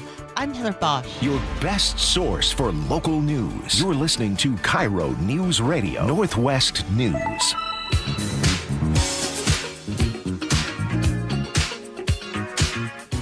Welcome back to the Gee and Ursula Show. If you folks are anything like me, you have way too much stuff sitting around. In fact, I know you are like me because who has seen the proliferation, who hasn't seen the proliferation of used store places, where people put, I don't know, $300 worth of goods and spend $4,000 storing it over the course of time. But we do have a solution, and that solution comes in the form of Paul Holden. Paul, what should people be doing with their excess stuff? Now, this is a really great program that I just found out about. It's called the Make a Home program, and it's one of the services of Mary's Place. And basically what this is it's a service that it connects you with families, and you can donate your used furniture. So I just finished up a move last week, and I needed to get rid of my bed frame. My wife and I, we were sleeping on a full-size mattress for the first year of our marriage, and we decided, you know what, new place, let's upgrade and get ourselves a little more space there. So we had this in great shape, an IKEA bed frame that we bought with drawers underneath, all in great shape. And of course, you can do the classic, go and put it on the Facebook Marketplace and the social medias. You mentioned used furniture stores, but this program partners you directly with families, and you can help families that have been recently experiencing homelessness furnish homes that they've found their ways into. And that's how I found this program. I just Googled basically furniture donations in Seattle, and this is what I found. Basically, Make a Home is a service that we provide for families as they transition out of homelessness into secure housing. By partnering with donors in the community, we try our best to provide for each family, at the very minimum, a couch to sit on, a table to eat at, and beds for every family member to sleep on. Many times we're able to provide a lot more items, but it just depends on what is being offered to us, since we are solely donation-based and we kind of rely on the community to help us take care of each family. That's Olga Chinka, the Make a Home program coordinator at Mary's Place. And basically, I connected with her just through a series of simple emails. It was, hey, I have this stuff. Basically what they ask for is for you to send pictures of the furniture to her, and then she looks at it and she goes down the list of the available families and they see if it works. It's kind of a cool conversation where it's, hey, you don't just take this thing because it's the only thing we have available. It's actually, do you want this thing? And it kind of opens up a conversation for some of them as well. It's instead of it's just, okay, now I have this place and these stuff's being thrown at me. Now I have, I want that. I want to get that. It's a conversation that was important to the families that I talked to there. And it was really cool to see. And so I want to play a little bit of a longer clip because this is how I met Saeed. My first time of coming to Washington or United States, I've never been anywhere. I was homeless. Totally homeless, and I was recommended to get a place where Mary's Place stayed. I went to the office of Mary's Place and I just narrated them my story. Hey, I'm now coming from Africa. I've never have anyone to help me. So Mary's Place figured out on that day. It was fierce raining. So when Mary's Place hear my story and how I got to come to Washington with my daughter, we passed through the rain. We were all wet. So, and we cannot go back, and we have even nowhere to stay, and we have even nowhere to sleep. So one introduced Mary's Place to us from DHS. So we went to the office rate and just narrate our story. So they just look my daughter and look at me, how we are wet. We just suffer before we reach this place. Mary's Place took us from that route. The first day we entered to Washington, they protect us, food, shelter, many things. So not only were we able to provide, I got to meet Saeed and donate the furniture to him. They've also covered moving costs and helped him get into his home. But I think the big thing to emphasize here, one of the big struggles of this organization is you have to deliver the furniture. That's the big catch, is folks have to go out. So it took me about an hour and 15 minutes to put the bed frame and get there. And the look on Saeed's face when he saw me come out, he gave me a big hug, and then I got to see the apartment, and I got to learn just about the importance of, it's one thing to get a place, but if you are sitting on your clothes, cushions, or trying to make anything to fill that space and you don't have anything there, it can't really feel like a home. So this not only helps it, reuse your furniture, but it helps people create a home, and that's something that's really important and makes them more comfortable being here. But you have to deliver it, but it's like if that's the thing you do as part of your contribution to community. I mean, what a beautiful thing. I mean, so often I think, we take the stuff or drop it at Goodwill, which is great. But I think being able to have these instances where you're directly connected and you see the impact of your giving and learn more about them and their story, I think that just seems to make us better. Like, how did this impact you? I'm asking you to get in your feelings. Like, how did this make you feel? It made my day. I mean, it's a small thing, and moving is a frustrating, long process, right? And of course, it's now I've been driving all over, and I had to drive out to I think it was Kirkland. I went out to deliver this, but at the same, as soon as I saw him, it changed everything. Because again, I got to meet him, I got to hear his story, I got to just hear how big of a deal this was. And I know we're getting a little close here, but this was a huge deal to Saeed. Mary's Place is the wonderful association and the group in Washington. I cannot imagine there is not any association or a group who helps like Mary's Place.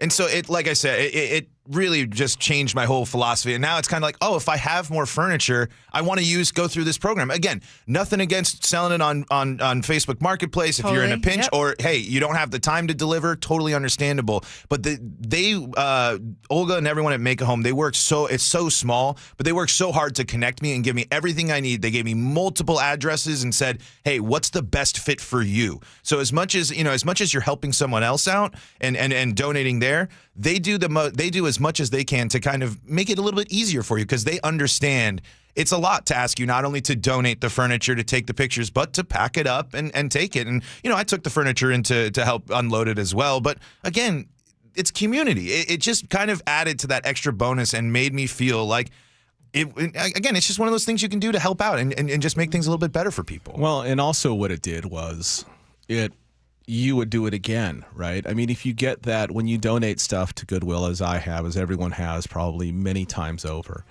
you get this idea that, you hope it's sold inexpensively, that it measures up, that it's sold inexpensively to someone who actually could need it or use it, not just somebody who's picking over something to then resell on Craigslist or something like that, which does happen as well. Right. But in this particular case, when you get that immediate human interaction, you're a repeat customer now at this point, right? And I would be too in those sort of situations. I would also say, people, not just the Mary's, which is a great program, you can use things like FreeCycle. FreeCycle is, I've had amazingly good luck getting rid of things that I didn't want to bother to sell, and people coming up who don't have a lot of money and are looking for a bed frame, looking for a couch, looking for a sewing machine, things like that. It works really, really well, and it's completely inexpensive. And typically with FreeCycle, you can sort of make the arrangements with the person. If they have transportation, they can come pick it up or not. But as far as dropping it off, I kind of think that's maybe a genius move on their part, right? It's a little bit more of a hassle, but you're absolutely going to do it a second time. Absolutely. I have no hesitations to do it. If you want to learn more, we got a full more write down and more information, mynorthwest.com. But the program specifically is the Make a Home program at Mary's Place. So you can check it out there. Love it. Thank you for sharing this. Thanks a lot. Thanks for having me. Congrats on the new place. All right, coming up, we are going to get, I think, Chef, we are going to be doing, I get the thumbs up. We are absolutely going to be doing scenarios where we solve other people's problems without solving our own, right after the break.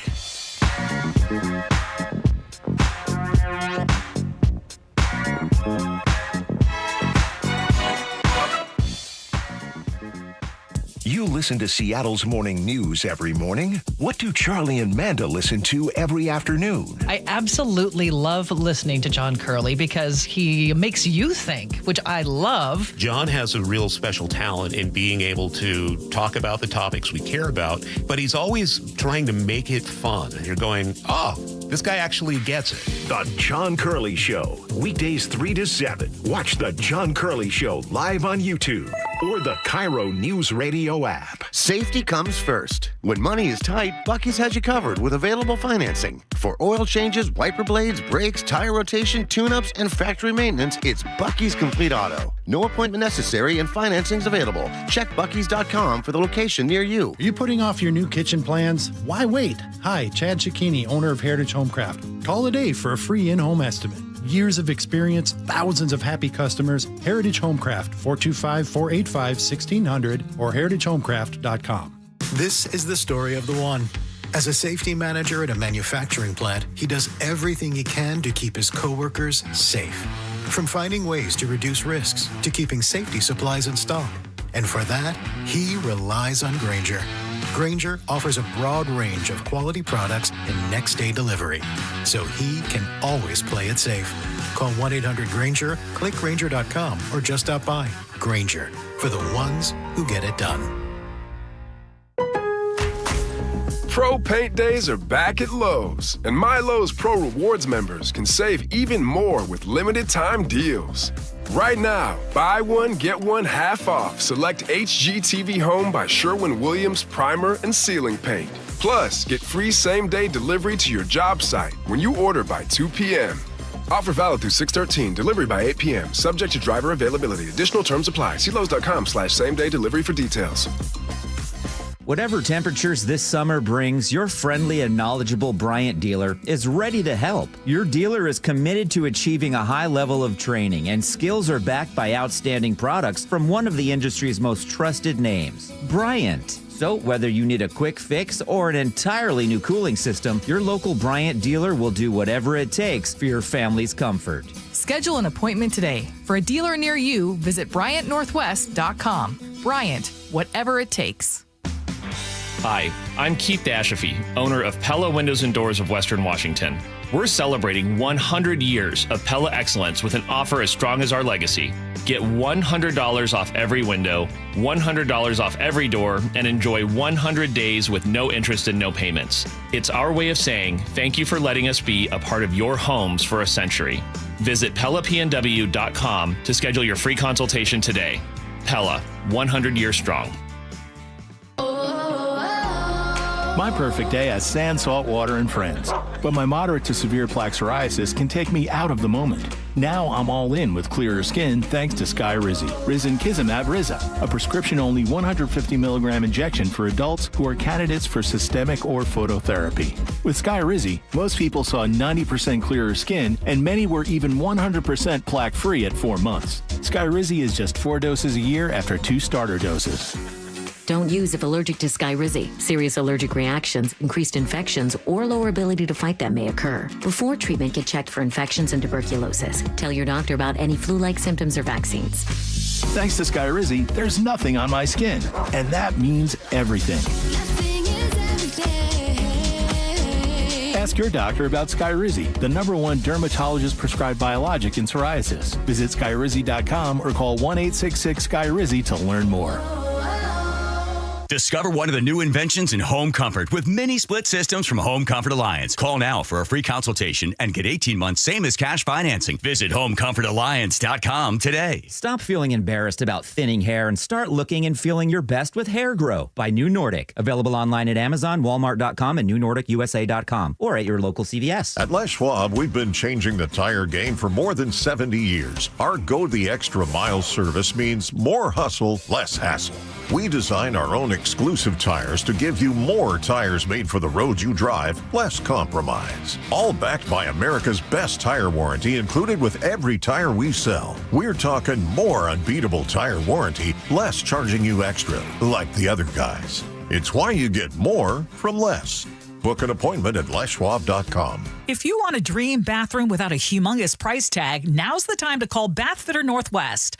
Ursula Reutin here. I picked Bathfitter because they are the original one-day bath remodeler. They're a local family-owned business that's been around for 40 years. They own every step in the process to make sure you get the best quality product and the best value. Now get 0% interest for 24 months. Call the people I trust to do the job right, Bathfitter, or visit bathfitternw.com.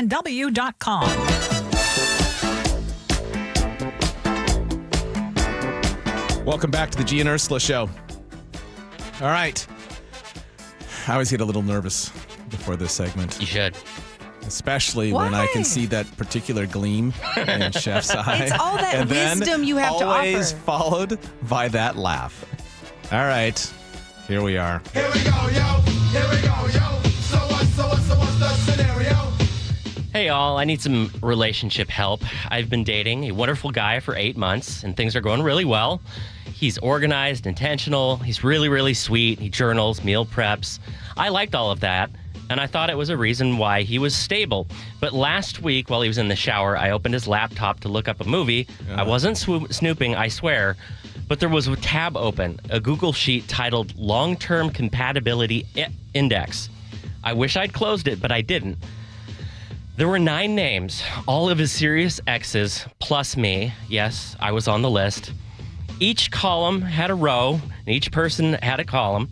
The columns included kiss quality, parental vibes, with subsets like, would my mom like them? Would they be a good dog parent? Sexual chemistry with scores for enthusiasm, improv, and more. Financial alignment, spender, saver. Crypto enthusiast was a red flag, apparently, so I passed there. Podcast tolerance. How annoyed do they get when I talk about this podcast or that podcast? Do they have interest in van life?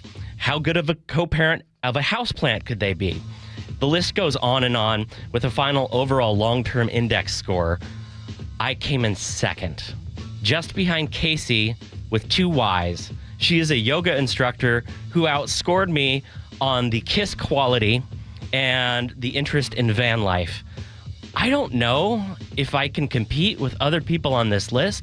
I don't know if it's okay to be evaluated in such a way, but I'm highly disturbed that every aspect of my character is being evaluated for long-term potential. Angela. No, it should be Mike first. No? What's your question? Well, she's a lady. What's your question? She's a lady. Basically, she wants to know if this is a deal breaker, if this is like beyond neurotic. I would ask her. I would need more information. What this tells me is this must be validation of something you've already seen. I think it's perfectly normal or typical for a person to have a list of qualities they want in a long-term mate. If it goes beyond 7 to 8 qualities, that I worry, where else is that going to show up?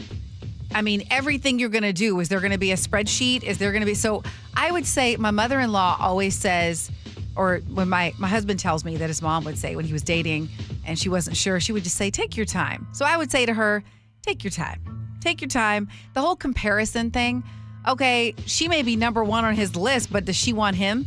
So they aren't together, right? I wouldn't worry about that.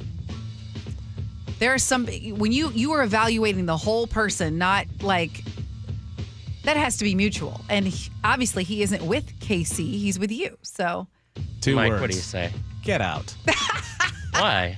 Get out of this relationship. This is mind-bendingly stupid. Like the whole idea, people sometimes misunderstand and misplace interests and values. Values matter. Yes. Interests. Yes. Interests. Why I don't need my partner to love cycling. I don't need to love if they love, say, the theater. It's great if you have those interests, and you also need to know when you need to bend your interest to accommodate whatever it is that they're passionately pursuing. I get that, but that's when it augurs into a value system and not an interest system.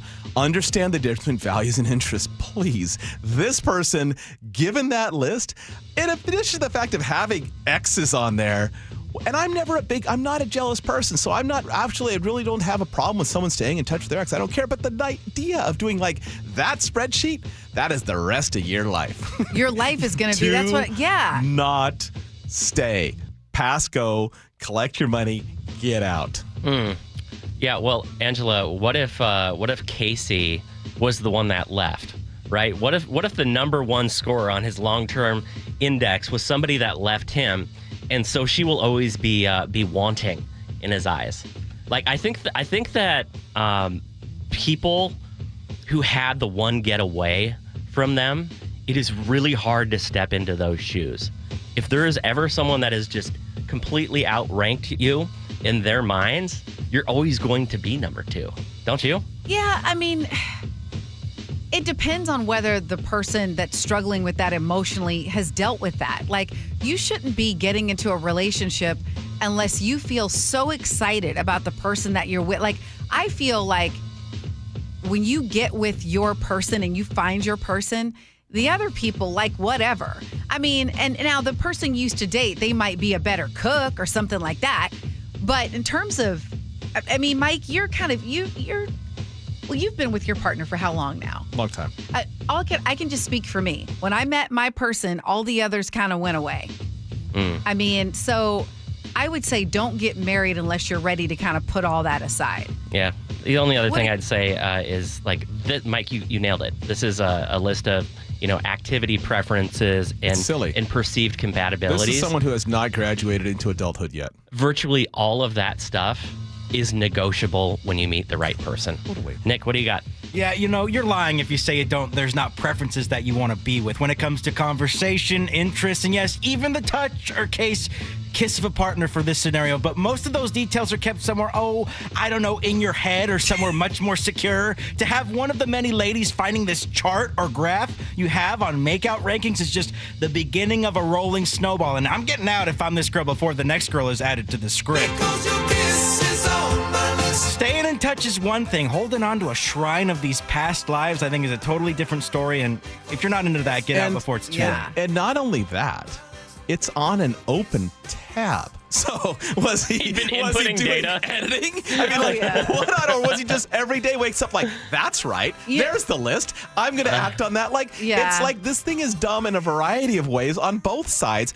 If I'm her, though, before I get out, before I leave, I quietly start packing my stuff up, I create my own matrix.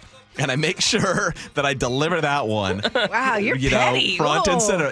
And sometimes, that's just so silly. Yeah. And I would also say, I don't really pry into other people's stuff. If it's there, if I see a tab and it's not something that someone's asked me to look at. You would close it. I close it. Yeah. I don't even look at it. But I do want to just point out this. I think Nick hit the nail on the head with a lot of people have these things, but it's secure in their head. Sure. Having preferences is fine. Russell Wilson there was a video of him circulating yesterday of talking about his 5. He had 5 things. But like you mentioned, it was things like faithful to God, a loyal person. Like it was more value based. It was less like, oh, does she like to do van life? And do they, that kind of thing. I thought you were going to say Russell Wilson had a list of exes. I just wanted to know where you're going there. That too. Yeah, that too. Okay. Well, this was a fun conversation. All right. Coming up in the next hour, we have, again, we're going to return to the top of the news and agree to disagree? And we are going to agree to disagree. And generally speaking, we agree a lot, but I'm hoping to find at least one small area of disagreement. I think we've got something on the list where I'm going to go for it.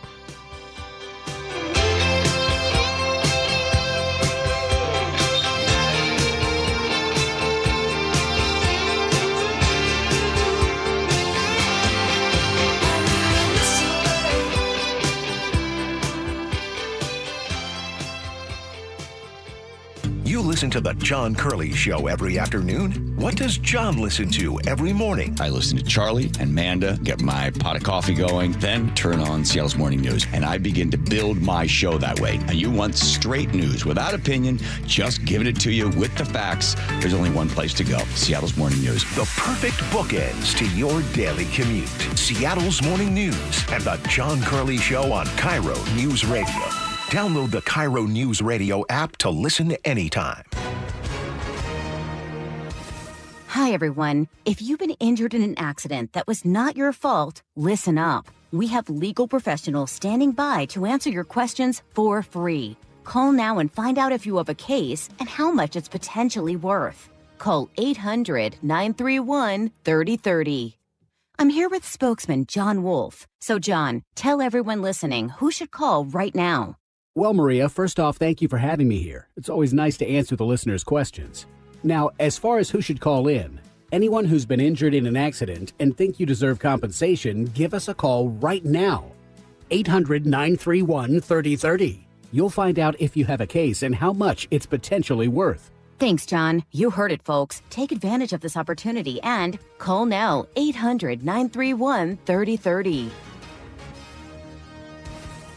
Advertisement sponsored by Legal Help Center, may not be available in all states. Are you putting off your new kitchen plans? Why wait? Hi, Chad Cicchini, owner of Heritage Homecraft. Call today for a free in-home estimate. Years of experience, thousands of happy customers. Heritage Homecraft, 425-485-1600 or heritagehomecraft.com. We all hear the radio ads about the IRS. They tell you to be afraid, to be scared, and they try to frighten you into calling. I'm not here to do that. Tax Relief Advocates is different. TRA is here to tell you that if you owe money to the IRS, whether it's $5,000, $50,000, or $500,000, we have a solution. It doesn't matter if you're sitting in your car, at work, or with your kids. No matter where you are, call now. 800-575-8157. Don't lose hope. TRA can eliminate or reduce what you owe to the IRS. Generous programs are now available that can give you a fresh start. Our passion is taxes and helping individuals fix their IRS problems. We have over 1,000 5-star reviews on Google and an A+ with the Better Business Bureau. You don't need to be afraid of the IRS any longer. End your tax nightmare today by visiting us online at TRA.com or call 800-575-8157. That's 800-575-8157.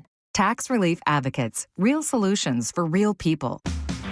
Hi, I'm Keith Dashafee, owner of Pella Windows and Doors of Western Washington. We're celebrating 100 years of Pella excellence with an offer as strong as our legacy.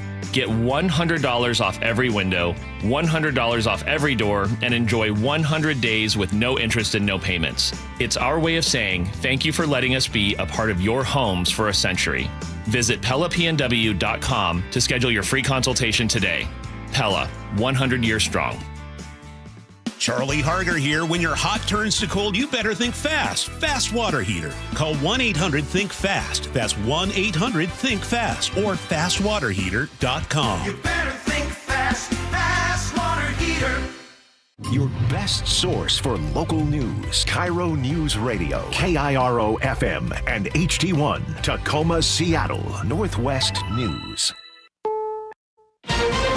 This is CBS News on the Hour, sponsored by O'Reilly Auto Parts. I'm Cammie McCormick. There's been an arrest in the bombing of a Palm Springs fertility clinic last month. A man who may have assisted the bomber, as Michael Wallace reports. 32-year-old Daniel Park of Seattle is accused of shipping 270 pounds of ammonium nitrate to the car bomber Guy Edward Barkas, who was the only person killed in the blast. U.S. Attorney Bill Asaley says Park spent 2 weeks at Barkas's residence. Spending time together, running experiments in Barkas's garage. Asaley says their bomb recipe was similar to the one used in Oklahoma City in 1995. Prosecutors say both men were part of the anti-natalist and nihilist movements. They don't want people to exist. Michael Wallace, CBS News. President Trump says he spoke by phone today with Russian President Vladimir Putin. Linda Kenyon reports from the White House. In a post on social media, the president said the call lasted approximately 1 hour and 15 minutes. Trump says the two discussed Ukraine's recent attack on what he called Russia's docked airplanes,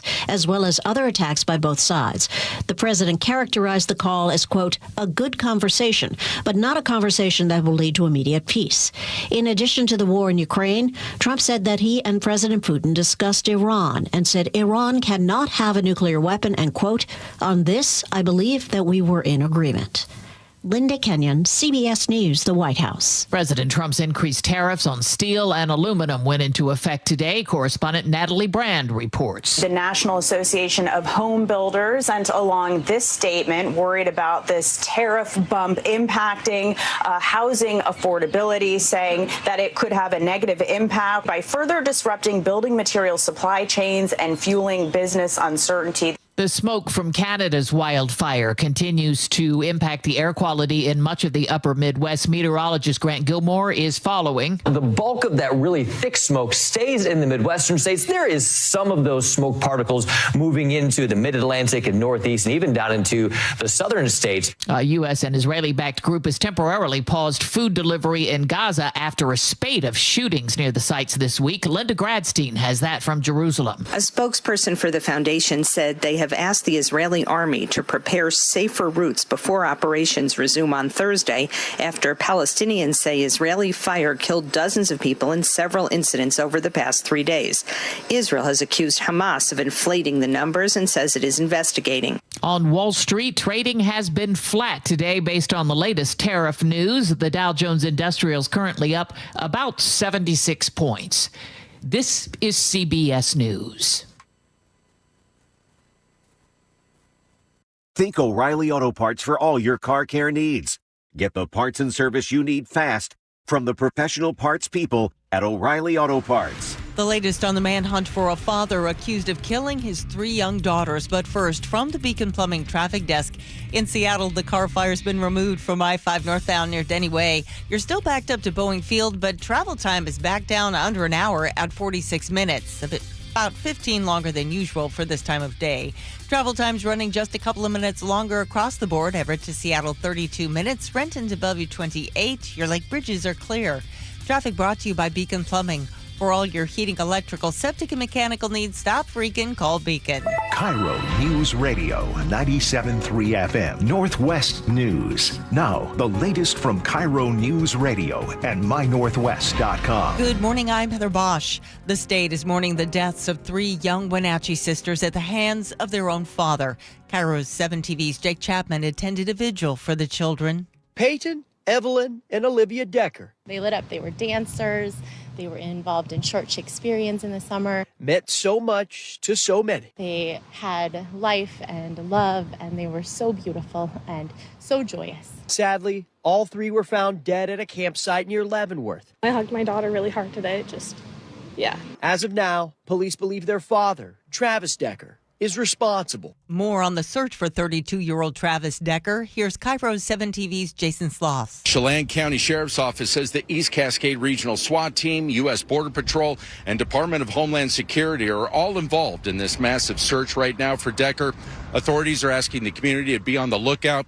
Decker is former military with the Army and has extensive training, though it's unclear whether he's armed. Now, anyone who sees him should not approach. Just call 911 immediately. And you can see Decker's photo. We've posted it at mynorthwest.com. A 17-year-old is injured and an 11-year-old boy critically wounded after what the Snohomish County Sheriff's Office is calling a gang shooting. They were with a group of people spraying graffiti on an apartment building in Everett this week. Renee Cooper with the Sheriff's Office. Deputies located the suspect riding a motorized scooter about 2 miles away. Once located, he tried to flee on foot and then tossed the handgun. He was booked on first-degree assault charges. A major bust and a new community program aims to clean up crime in Seattle's Chinatown International District. There is a visible and visceral difference at the troubled corner of 12th and Jackson in the CID. No open-air drug sales, no drug use, no vagrants, no crime. 2-year CID resident Genevieve McNeil says, it's definitely been cleaner like in the morning, but it's really just dispersed issues around the neighborhood. Police continue to search for 3 suspects. In Seattle, James Lynch, KIRO News Radio. Money woes hit Seattle's film scene. The Seattle International Film Festival says it's cutting 9 full-time jobs, about 21% of its administrative staff. Executive Director Tom Mara says SIF is facing serious financial pressure like many artistic nonprofits right now. This weather update brought to you by State Roofing and Exteriors. Partly cloudy skies today with highs around 70. It's 61 in downtown Seattle. I'm Heather Bosch. Your best source for local news, serving Western Washington and the world with a KIRO Newsradio app. Always streaming live on your smart speakers. You're listening to KIRO News Radio, Northwest News. This is the Gee and Ursula Show with G. Scott and Ursula Reutin. Oh, that's me. Welcome to the Gee and Ursula Show. If you're just now joining us, if you've been with us, hey, welcome back to me. All right, I'm Angela Poe Russell along with Mike Lewis filling in for Gee and Ursula, but we got Nick over there managing all the music and love his insights on the topics as well. And Chef keeping us all in line, trying to. How you all doing? I'm doing well. Okay. I'm doing well. How are you doing? I'm doing pretty good. I was trying to get prepped for Agree to Disagree. So without further ado, shall we get to it? All right, let's do Agree to Disagree, brought to you by Guarding Roofing and Gutters. One of these days, we just got to take off the gloves. Just really. Oh, Angela, you bring me so much joy. Do I? Yes, you do. You know, actually, that's something that John Curley taught me, is that when you make mistakes on the radio, they can be funny. They don't need to be like mortifying and you lose track. It's just, we're all human and it's fun. Life is fun. Okay, so let's move on into a potential possible world, a future with no mosquitoes. The question is whether we should. So scientists are now able to use gene editing technologies to spread infertility amongst female mosquitoes. So basically, they edit the genes of the females. The males can then breed with them, but no offspring is produced. And we could eliminate diseases like malaria and, you know, places like Africa and Southeast Asia were we to adopt this technology at large. But the question is whether we should. It's going to save thousands of lives, but also, you know, lead to the extinction of an actual species, and it will have other ecological consequences. Mike, would you sign up for a world with 0 mosquitoes? 100% no. And I don't like mosquitoes. Don't get me wrong. And we're going to have, I think, kind of a bad mosquito year this year. And I'm hearing in the Cascades and in the Olympic Range, just so you know, bring your repellent. No, I mean, because it's, again, as we know, unintended consequences. There are, for example, bats exclusively eat, not exclusively, in many cases, a large part of diet is mosquitoes. I mean, so you're going to have a domino effect. If you decide to eliminate any single thing, you're going to have a domino effect because there's something that evolved to eat something and something evolved to eat it. This is the way the planet Earth works. And the idea of eliminating that, I get it. We should work on trying to solve problems with malaria that are significant. Dengue as well, another disease carried by insects. But neither of those should be solved by killing out the population that carries the thing. Mike, you're thinking long term and you're being strategic. This is a question for in the moment. In the moment. Do you want to live in a mosquito-free world? Of course we want to live in a mosquito-free world. And you're asking us to look at the consequences. I'm sorry about that. I'm sorry. Yeah, I apologize in advance about being the person. To two things. I've had to defend now Kshama Sawant and mosquitoes, and I get it. People both make people unhappy in this area, but I am willing to go there because I think both play an important role. One in our political ecosystem, one in our natural ecosystem. Yeah, I You're have to stretching. admit, there are several things in nature that I could do without, but the reality is it is to your point, part of the system, a food source or something that it does, whether Absolutely. it pollinates. I think what I wonder is, could there be some kind of a balance where we're able, because, even any kind of species can be there can be too many of them. Sure. So is it possible that we can reduce the amount, especially in certain areas? So- Like, we know we have plenty of them. It's fine. So here's how we reduce it. Actually, weirdly enough, I know a little bit about the spread of malaria only because my late uncle, Diego, was an entomologist at the University of Panama in the country of Panama. My mom's Panamanian. And this is what he studied was mosquito vectors. He said, you want to eliminate malaria, you eliminate discarded tires because discarded tires pool water. And he said that you cannot build a better incubator for mosquitoes than old rubber tires sitting in the sun. He said if you could eliminate that, you're going to have malaria at a level that is not epidemic level. You're going to have malaria that is completely manageable. Now, it doesn't necessarily cure the malaria, but you cure the spread. The spread in part is stagnant water, especially in places it's stagnant inside whatever has been discarded, not stagnant in a pond that's naturally occurring, but which is also a place where mosquitoes breed, but stagnant in terms of trash. He said you eliminate that and you've solved most of your problem right there. So maybe that's what we should do. Interesting. Yeah, one other piece of it, like I know some of the experts would say, okay, mosquitoes are a food source and needed for this, but I would imagine, I know humans and mosquitoes aren't the same, but there are some parallels in nature. And just like if you were to we're a food source for them. Yeah, exactly. I guess I just think about if I eliminate a couple of things from my diet, there are other things I can eat. I wonder if there's just a way that we can solve this. To your point, they're doing gene editing. What? I don't think it works that way because, one, we're generalists. There are a lot of animals on the planet that are not generalists. Like, if you look at the combined biomass of all of the mosquitoes on the earth, I don't know what it would be, but it would be like orders of magnitude more than the human biomass. You take that out, it's a vacuum. I don't know if you can replace like the Anopheles mosquito that spreads malaria with another kind of mosquito once you wipe out the population, or if it's just the tires. Overall, it seems like a bad idea. And Mike, I do have to contradict you because you said we all know the unintended consequences. No, we do not. That is the very nature of unintended consequences, that we do not know them. I guess my point is, what I should have said was we all know there are unintended consequences. Yeah. And in certain cases when we have decided, everyone knows the nursery rhyme, the lady who swallowed a fly, and then proceeds to swallow increasingly larger things to take care of the other problem. It's a joke about this very thing that we're talking about right now. It's like Pablo Escobar's hippos, which are now invasive in Colombia, right? They can't get rid of them. Or nutria in the southern United States, which is running rampant, and now they have bounties, on that. And actually, they've made it into Washington State. I love the text line today because they're all just keeping us. We're having a healthy debate. Mike said male mosquitoes are pollinators, only the females eat blood. Someone else said you're really stretching to make this okay. I understand, Brian. I kind of was. I mean, because in my mind, like a mosquito-free world sounds fantastic. But to your point, I don't want the consequences. Side note, I kind of wish that we actually had hippos here. There was an actual plan to introduce hippos into the Louisiana River Delta as a food source. That got overwritten by Congress. And the only reason I want it is because hippo bacon is supposed to be delicious. And hippos are basically all bacon. Where did you hear folks, about anyone hippo who wants bacon? wants to know what the planet would look like if chefs were in charge of the planet, it would be nothing but the tastiest animals available in the wild. This is the world. And I'm not sure that I'm necessarily opposed to this world, but I just, again, the unintended consequences of that much bacon.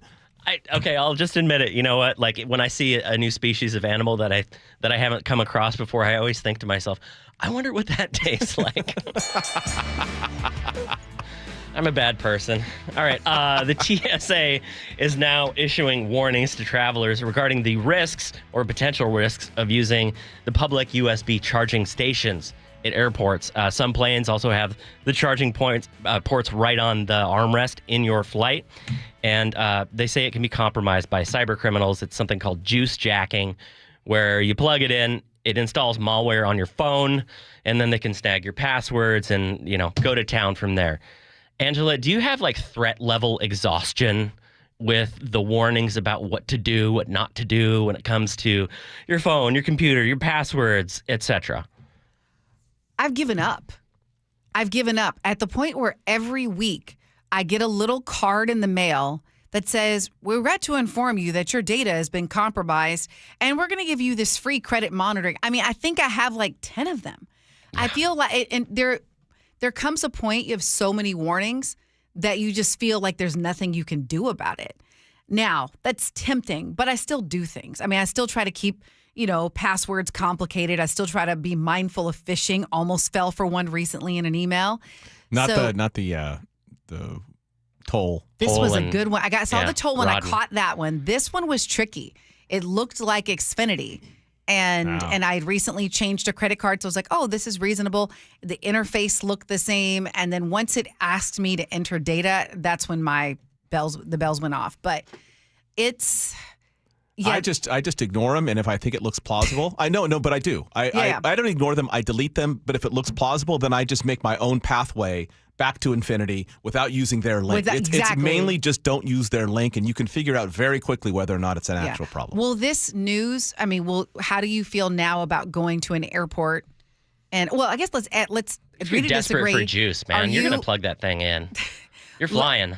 Okay. Let's go back to agree to disagree. Are you? What was the question so we can see where? Are you exhausted? Do you let advice like this sink in, or is it just you're overwhelmed at this point? I got kind of lucky in that I traveled. My buddy Hank and I've traveled a lot together, and he was a mucky muck with American Airlines, so we traveled a lot, like to foreign countries, and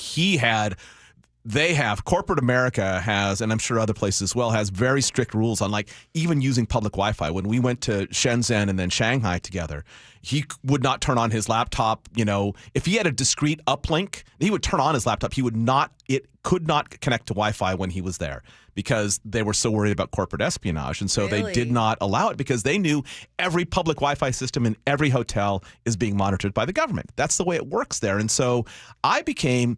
Now, again, the Chinese government couldn't possibly be interested in what the boring stuff in my laptop, but nonetheless, it reminded me to do that. So what I do when I travel is I have a decent high quality backup battery that I run separate from plugging into anything. I don't plug. Now, you can plug your thing. They're not saying you can't plug it in to your own, cube jack that you can plug that. Like, that's fine. That's not a data transfer device. But it directly into a USB port, I never do it. And I haven't done it for years, but I always travel with the backup battery. And on a flight, that's what I use because it's just as convenient.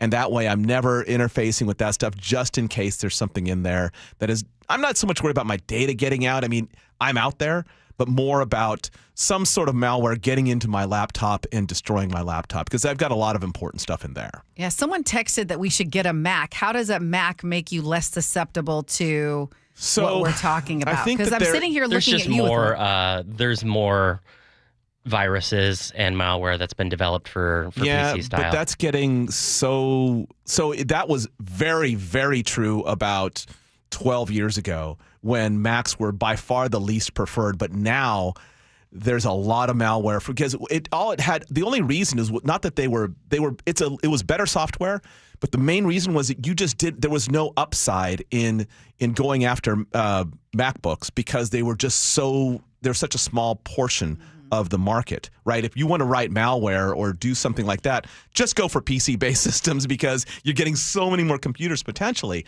Now they're so popular over the last 10 years that there's plenty of software out there. There's plenty of malware out there that's targeting Macs. So I would not I think that person is right or was right, but is less right all the time, whoever said that. A Mac does have generally better security, better and consistent security across the board than most PC-based systems. It's more of unless you add ecosystem. Your own, it's a little bit more of a closed ecosystem. Yeah. Getting real wonky here today. Yeah, no kidding. Anopheles mosquitoes and the Well, we know architecture. the only thing you care about in ecosystems is tastiness. We understand that. Yes, absolutely. Okay, let's move on to the Seattle City Council, which by a vote of 7-2 has voted to move forward with installing these digital kiosks through downtown and other neighborhoods eventually. So what they offer, they offer free Wi-Fi access, information on transportation, community events, can point people to businesses. They're supposed to be wayfinding kiosks, advertising content, and emergency 911 call buttons. The idea is, hey, I'm downtown. I see this kiosk. Maybe I'm a tourist. I don't know what to do, or I don't know exactly where I am. Well, here's where you are in the city, just like they have at the Woodland Park Zoo or, Walt Disney World. And here's what's around you in real time. There's the show that's going to start in 20 minutes, the Moore Theater. Here's a great restaurant for a steak, whatever it's going to be. Only 2 voted against it. That'd be Kathy Moore and Alexis Mercedes Rink. What do you think about these digital kiosks on the sidewalks downtown, Angela? I haven't seen a mock-up of them, but I like it, and here's why. You may argue this is stuff you could get on your phone. As soon as I start going into my phone, I'm not paying attention to what's around me. And so if I'm downtown and I'm able to look at the kiosk and examine things while my head is still up and I can still see what's happening, I think that's a lot, it's a safer scenario. And it's a safer scenario. And I like that it gives them an opportunity to promote some of the happenings in downtown. I know we've had people text and say, listen, I've had this experience in Seattle and this experience. And I agree. I've had a few too. There are also some really great things happening, and being able to really put those on display without having to bury yourself in a phone, I think it seems like a good idea. Again, haven't seen the mock-up yet of what it looks like. Yeah, I haven't either. I think generally speaking, there's an aspect of this that I really, really like, and the bulk of it I do not. The aspect that I like is kind of to your point. I love the idea of minimal, basic public access to Wi-Fi for everyone. Yes. For free. Yes. And if this accomplishes at least that in a small way, I'm more power to it. I'm very, very happy about that. That is actually relatively inexpensive. These kiosks are not. And it's not just installing the kiosks, it's maintaining them when they've been vandalizing. It's software updating. It's having them work, having people start to depend on this broader thing. Every single one of us, probably listening right now, carries a fairly powerful small computer everywhere we go. All we need to do is have some sort of a kiosk that can interface, some sort of pillar, no screen, no anything like that, because we've got a screen, right? We are doubling up on stuff that people have already purchased out of their own pocket. So why not make a Wi-Fi kiosk? When you get that free Wi-Fi, it immediately calls up, these are the things in the neighborhood. It gives you, and if you want to game it in some fashion, like, business of the week in Fremont, because it's going to geolocate you to Fremont, awesome. Do whatever you want. Have city events, have, live music in that neighborhood. I don't care. But making it into a kiosk is two things. One, you saw what we did with restrooms and how we blew that one. We have no capacity to put this stuff in and maintain it. So let's just give them the free Wi-Fi and let people do it on their own. We're all already carrying that kiosk in our pocket, right? Why do it? I like the way that these things work. When you're in the mall, you need to find what's around you, where to get, how to get to this thing. I like the physical interface of that.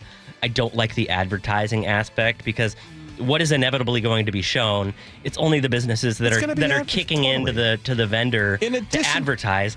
In emergency 911 call buttons, gosh, how could that be abused? In addition, how often are these touchscreens going to be cleaned? No. I'm sorry. They will actually, Mike, require you to use your tongue as the stylus. Exactly. Here, it's like it's going to be a taste and see sort of environment. Yes. I think that people's phones are a terrific interface. We all know how to use them. Create a small Wi-Fi hotspot, have it log into or have it interface with that same kiosk function, but do not put it in a thing that the city is going to spend hundreds of thousands of dollars a year just trying to maintain. I'm not swayed. I think if we can find a way to address potential vandals, I like the idea of being able to just look up and see a plan versus all the click this tab and the about tab and the location tab. We do it already. We do it. You probably did it this morning, and I did it this morning as well. And, And we're used to that. And the fact is, when I move away from that kiosk, you know what I'm going to be using? Bat phone again. All right, well, I guess we will agree to disagree. We will. Okay. There, we did have one. I know, right? All right. We're like totally in agreement. All right, you're listening to the Gee and Ursula Show. Coming up next, we're talking about the downside of getting what you want. Stay with us.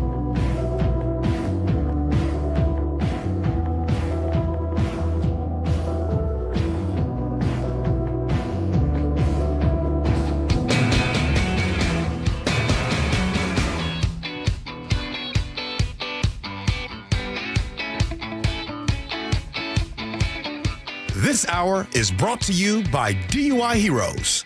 KIRO Newsradio, the Northwest's trusted news source. Get the latest from KIRO Newsradio's James Lynch. It happened Wednesday morning just after 6 o'clock. Experienced voices you trust. Several people hurt after a violent Saturday in Pierce County. Coverage you depend on. More from KIRO Newsradio's Matt Markovich. It's as close to a veto warning as you could possibly get. KIRO Newsradio.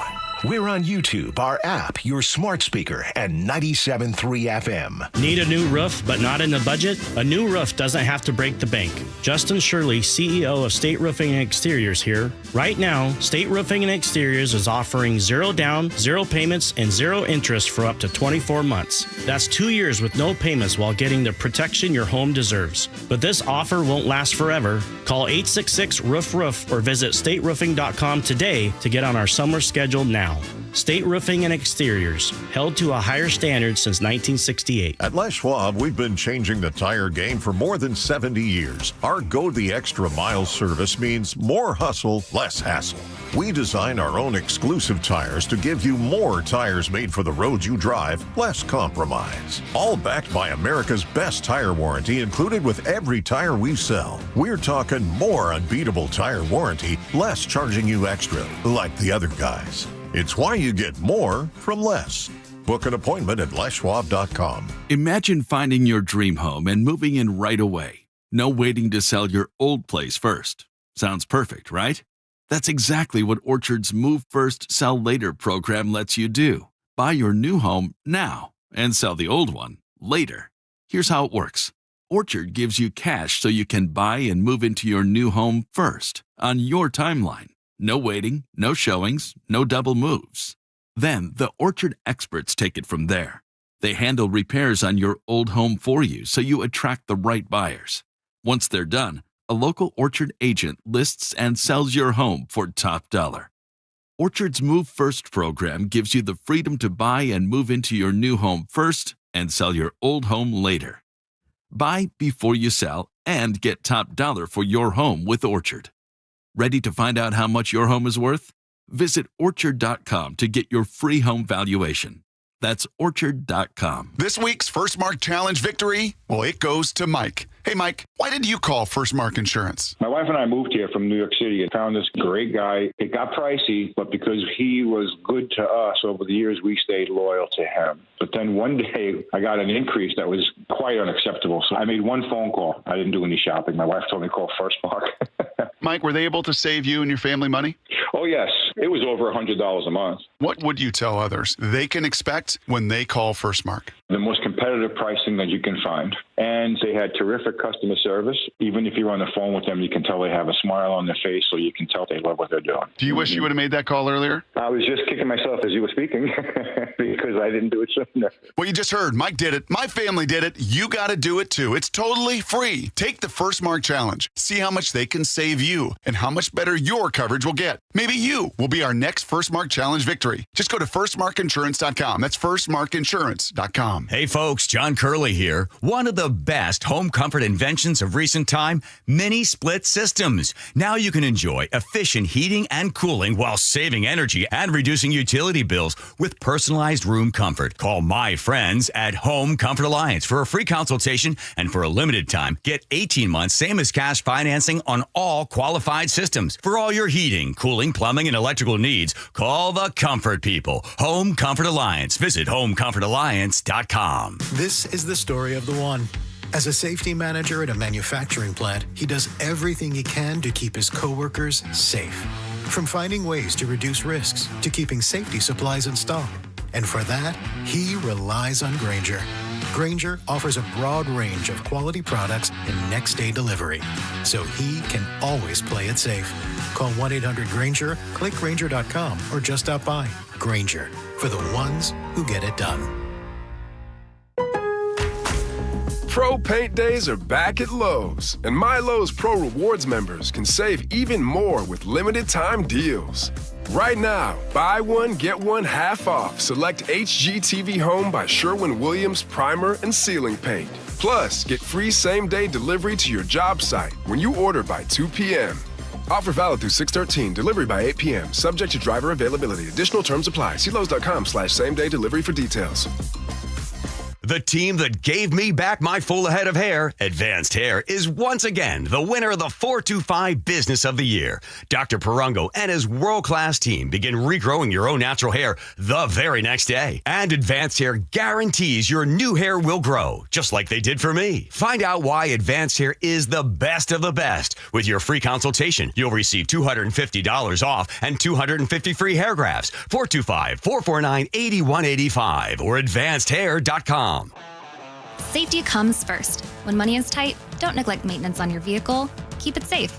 At Bucky's Complete Auto, we have you covered with no credit financing. For over 50 years, Bucky's has been servicing and repairing cars and trucks with modern-day technology and good old-fashioned customer service. There's a Bucky's just about everywhere for oil changes, wiper blades, brakes, tire rotation, tune-ups, and factory maintenance. No appointment necessary and financing is available. Check Bucky's.com for the location near you. Experience the thrill of seeing orcas and humpback whales with Puget Sound Express. Join their family-run tours for guaranteed whale sightings, departing daily from Edmonds. These are Seattle's most popular and well-reviewed whale tours. Book now at PugetSoundExpress.com.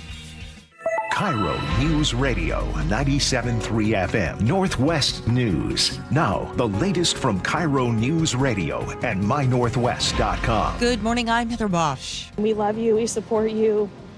We want the best for you, and we're incredibly sorry that this happened. Words at a vigil for 3 young Wenatchee girls whose bodies were found at a campground near Leavenworth. Their father is the prime suspect. KIRO News Radio's Luke Ducey on the manhunt. Investigators continue to search the dense forest near the crime scene for any sign of 32-year-old Travis Decker. One concern is Decker's extensive military training. A former Army Ranger who online crime reporter Steve Hickey reports grabbed gear from his vehicle before escaping, possibly into the woods. He's specifically trained in mountain warfare. According to his training, he is able to sustain himself for months on end. Luke Ducey, KIRO News Radio. Decker failed to bring the girls back from a scheduled visit Friday. He was alone with them, even though their mother had growing concerns. More on that from KIRO News Radio's Scott Carty. The couple divorced in 2022, with Whitney Decker noting no concerns, according to court records obtained by KIRO 7 TV. But just this past September, she asked for changes to the parental plan, claiming Travis was causing heightened emotional stress for the girls. At one point, Whitney claimed Travis just keeps getting more and more unstable and, quote, he has got to get better for our girls. He refused a court-ordered evaluation for anger and domestic violence. King County Assessor John Wilson is pushing back against calls for him to step down. This follows claims by his former fiancée that he stalked and harassed her. Wilson insists their legal dispute was nearly resolved, telling KIRO Radio's John Curley. She's reneged on what she already signed and was ready to be filed with the court. His ex-fiancée says her restraining order is still active and she has no plans to drop it. A Western Washington man has been arrested in last month's bombing at a Palm Springs fertility clinic. Daniel Park of Kent, Washington, was arrested last night at New York's JFK Airport. It's not clear what charges he will face or what his role in the bombing was. Investigators believe the car bomber, Guy Edward Bartkus, died in the explosion. They said at the time they were investigating whether Bartkus had any help. The FBI isn't sure if he intended to die in the blast. Park may have provided material support for the bombing. Michael Wallace, CBS News, New York. A SWAT raid in Thurston County uncovers an arsenal of military firearms, tactical gear, and Nazi flags. Sheriff Derek Sanders says his office was tapped by the Army to help execute a warrant in Lacey. 2 people linked to the Nazi white nationalist movement were arrested. On Wall Street, the Dow is up 22 points, NASDAQ ahead 82. from the Beacon Plumbing Traffic Desk, an earlier car fire and response on I-5 northbound near Denny Way has you backed up from Seattle to just north of Boeing Field. The travel time Federal Way into the city is 35 minutes, only about 5 longer than usual. Travel times running a couple of minutes long. Everett to Seattle will take you about 35 minutes. Rented to Bellevue 26. Your lake bridges are clear. Traffic brought to you by Beacon Plumbing. For all your heating, electrical, septic, and mechanical needs, stop freaking call Beacon. This weather update brought to you by State Roofing and Exteriors. Partly cloudy skies with highs around 70. It's 61 in downtown Seattle. I'm Heather Bosch. Your best source for local news. You're listening to KIRO Newsradio Northwest News. Welcome back to the Gee and Ursula Show. Angela Poe Russell here, Mike Lewis here as well. That would be me. There is a danger in wanting something for a long time and then actually getting that something. According to psychologists, very interesting story in the New York Times today. It focuses on, I was thinking more sort of smaller and short term when I saw the headline on this story, but this story gets into essentially the anecdote is this. It's a person who has been working toward very specific goals, working toward retirement, and then gets there and on the final day of work has this kind of personal crisis, this meltdown about, wait a minute, I finally got to this place. And it turns out that there is loss associated with getting what you want. And that loss was not, that was leaving the person sort of destabilized, like in a way that it was more of a focus on the loss than on getting actually that thing that they had been planning up for a long time. Angela, when you're definitely a goal setter, and when you achieve those goals, do you ever feel like, maybe getting this thing wasn't actually the point, it was the journey toward getting that thing? Or do you feel like when you get to a goal, you're happy and, universally? You know what I found with the personal ones, I definitely felt that elation and still feel it. With the career ones, it always feels very like I'm excited, and I think it was more fun kind of in the lead up. Right. And, like now I have this musical that I've been working on for 2.5 years. Mm-hmm. And the reading is coming up in 10 days, the actual show coming up next May. I mean, this has been, it's a big deal. I can't believe it. And I'm almost in this phase, like I have these moments of excitement, and then I have moments where I'm like, it doesn't even feel real. Right. And I remember my last day at evening, because I was leaving evening and the show on King 5, and I cried like a baby. I mean, I could not keep it together. And what this article is saying is that doesn't mean you made the wrong decision. Right. It's just that to get where you're trying to go here, you've got to give up this. Right. And that's the I guess the other side of the coin in all of it. But I would say also, in a little weirder way, there is also something about not knowing what it is you're actually trying to get. And I think that is sometimes where people, and I think that happens to people who have, say, a shopping addiction, or people who have, I don't know, we talk a lot about relationships on this show, and people who maybe don't do the proper behavior, but the people who make spreadsheets about all of their exes, they are people who are aspiring toward this kind of unattainable goal. And so consequently, everything is a little bit disappointing to them, because once they get there, then they're going to, they move the goalpost. Subdivide that thing down into a way that they can find fault with it and then continue. And we all know people like that who seem to they're all in on trying to either get a job or get a person or get a thing. And then when they get there, sort of their purpose disappears or moves to something new. And they're always left unsatisfied with what they actually achieved. I think I know some people like that. Oh, absolutely. No, and I wouldn't say I'm on the extreme end, but I think there is definitely we call it moving the goalpost. And actually, I think it's a very human thing. Like if you think about if you are a mountain climber, or if you are a hiker or a runner, and you're like, okay, my goal is to run this. And then once you get there, you're like, well, you know what? Now I think I want to do this. Right. So there's some part of it that's healthy, I think, There's some part of it that's Absolutely healthy. Totally. But I don't think your value can be tied in it. And I also think you need to appreciate what you've done. I mean, what is the balance in all that? This is getting deep in psychology. This is why I actually often feel bad for people who are hyper successful, hyper rich, or anything where they're outstanding in a world-class category. You know, if you look at what happens to Olympic athletes after their careers or NFL athletes, like to reach the pinnacle and then to not be able to stay there is devastating. But then the people that are continually striving, like Elon Musk, will never be a happy person. There will never be an amount of money or power. Or ketamine. Or ketamine that gives him an actual sense of natural self-satisfaction with himself and his life. So I love what you had to say about like values-based fulfillment, because that's where I try to live is like, hey, I have a life that's good enough. Yeah. I'm proud of the things that I have. I love my family. Like I love where I live. I have a great job. And you can spend so much time like looking at the horizon and the things that you could get, you know, that you never look at where you are and the things that you do have. No, that's really good.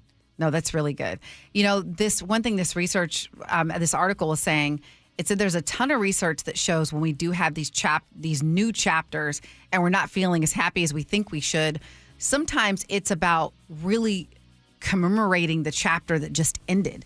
So they said the more that you can find a way to kind of put a bow on that thing and maybe bring pieces of that feeling into the next thing, it can really make a difference. Yeah, or in some ways what I do is just acknowledge that this may not be the thing. You know?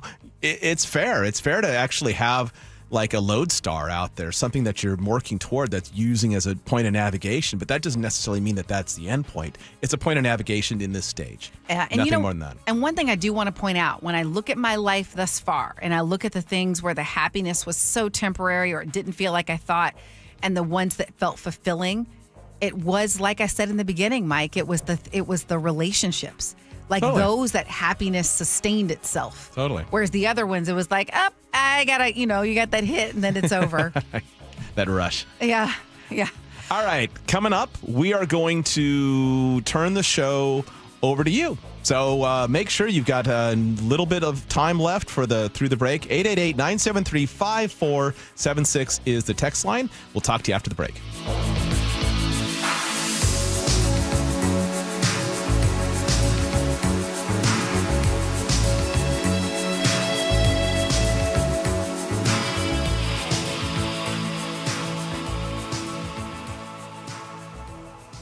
You never know what's in store each morning once you hit the road. We've got a major traffic alert in effect right now. While you're getting ready every morning, make us part of your routine. What morning, huh? Yeah.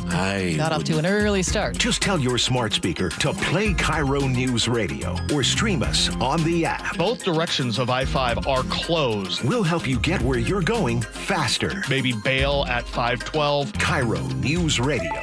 We're on your smart speaker, the app, and 97.3 FM. The Mariners are transforming T-Mobile Park into Seattle's hottest karaoke club for Sing-Along Fireworks Night. Don't miss an incredible post-game show on Friday, June 13th, presented by T-Mobile, after the team squares off against the Guardians at 7:10. He does it again! Home runs in 3 consecutive games. Cal Raleigh, the big dumper. It's your chance to belt your heart out on the big stage to chart-topping hits and feel-good throwbacks. Fireworks and Mariners baseball. That's 2 spectacular shows in one unforgettable night. Strong play call. Triple digits to end it and complete the sweep. Visit mariners.com/fireworks to get your tickets and see the complete lineup of Mariners fireworks nights this summer, including a patriotic palooza on July 3rd and an 80s show on July 18th. Plus, check out everything else on deck at T-Mobile Park, including a Father's Day socks giveaway Sunday, June 15th, thanks to Muckleshoot Casino Resort. Mariners baseball. Trident's up. This is the story of the one. As a lineman, he does whatever it takes to keep the power on in his community. And he wants a partner like Grainger who does the same. Grainger offers the professional-grade products he needs, from voltage detectors to harnesses to hard hats, plus fast, dependable delivery, so he can rise to every challenge. Call 1-800-GRAINGER, click Grainger.com, or just stop by. Grainger, for the ones who get it done. Every success you've had began with a great opportunity. Now there's another one.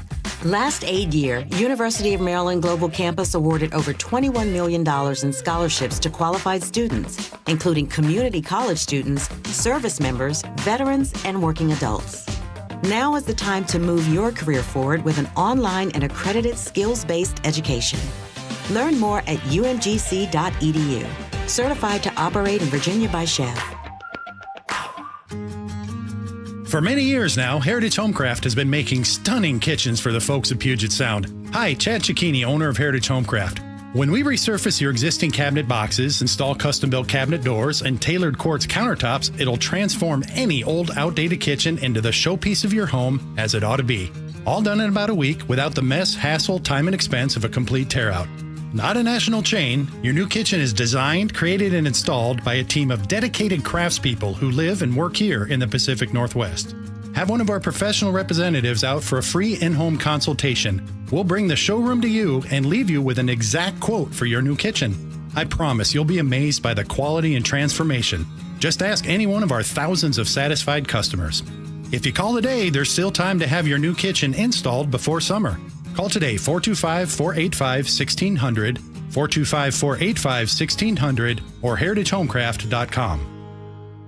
If you've been thinking about surgery or even joint replacement, here's something to consider. Hi, it's Dave Ross. I've talked to over 100 patients of Dr. Mark Wagner, MD, and many of them have told me about life-changing results. Their words, after treatment at Seattle Sports and Regenerative Medicine. These are people with severe osteoarthritis, even bone on bone, and they're back to hiking, jogging, playing tennis, skiing, golfing, walking up and down stairs, playing with the kids and the grandkids, and they're doing it without pain and without surgery. Dr. Wagner's 60-minute outpatient procedure uses your own stem cells, and because they're your own stem cells, they can help regenerate your own cartilage in your own joints. Dr. Wagner is a board-certified Seattle physician. He has over 30 years of experience, and he's performed over 20,000 stem cell procedures. And he's one of the few doing it the right way. So, listen to his patients, and remember, whether it's a shoulder, hip, elbow, ankle, wrist, or knee, before you choose surgery, first see Dr. Mark Wagner, MD. Get the facts, then get back in the game at drmarkwagnermd.com. At Fisher Investments, we may seem like other money managers, but we're different. What makes you so different than the rest of us? We ensure clients receive unparalleled service at every step of the relationship. Tell me more. Our investment counselors focus on service over sales, prioritizing clients' needs. How do you make money? We don't sell any commission-based products. We have a simple management fee based on the value of our client's portfolio. So we do better when our clients do better. What about client portfolios? We get to know each client, their finances, family, health, lifestyle, and more, and then we tailor a portfolio based on their specific goals and needs. Your clients really come first then, huh? Yes, we make them a top priority. Our goal is helping them achieve a comfortable retirement. Wow, maybe we are different. At Fisher Investments, we're clearly different. Learn more at FisherInvestments.com. Investing in securities involves the risk of loss. Got pickleball game? Play with Seattle football legends in the Champions of Change pickleball tournament on June 28th, benefiting high school athletes. Register at championsofchangefoundation.org/pickleball or donate at your local Safeway. We live in one of the most beautiful places on earth, and owning your own deck is a great way to enjoy it. But finding the right decking solution can be overwhelming. That's why all 9 of our Puget Sound locations offer decking showrooms so you can get your hands and toes on the more than 60 decking options we carry. So if you have any questions about building, maintaining, or repairing your deck, contact me personally, Mike Dunn at DunnLumber.com. TimberTech Vintage Collection Decking, on sale now at Dunn Lumber.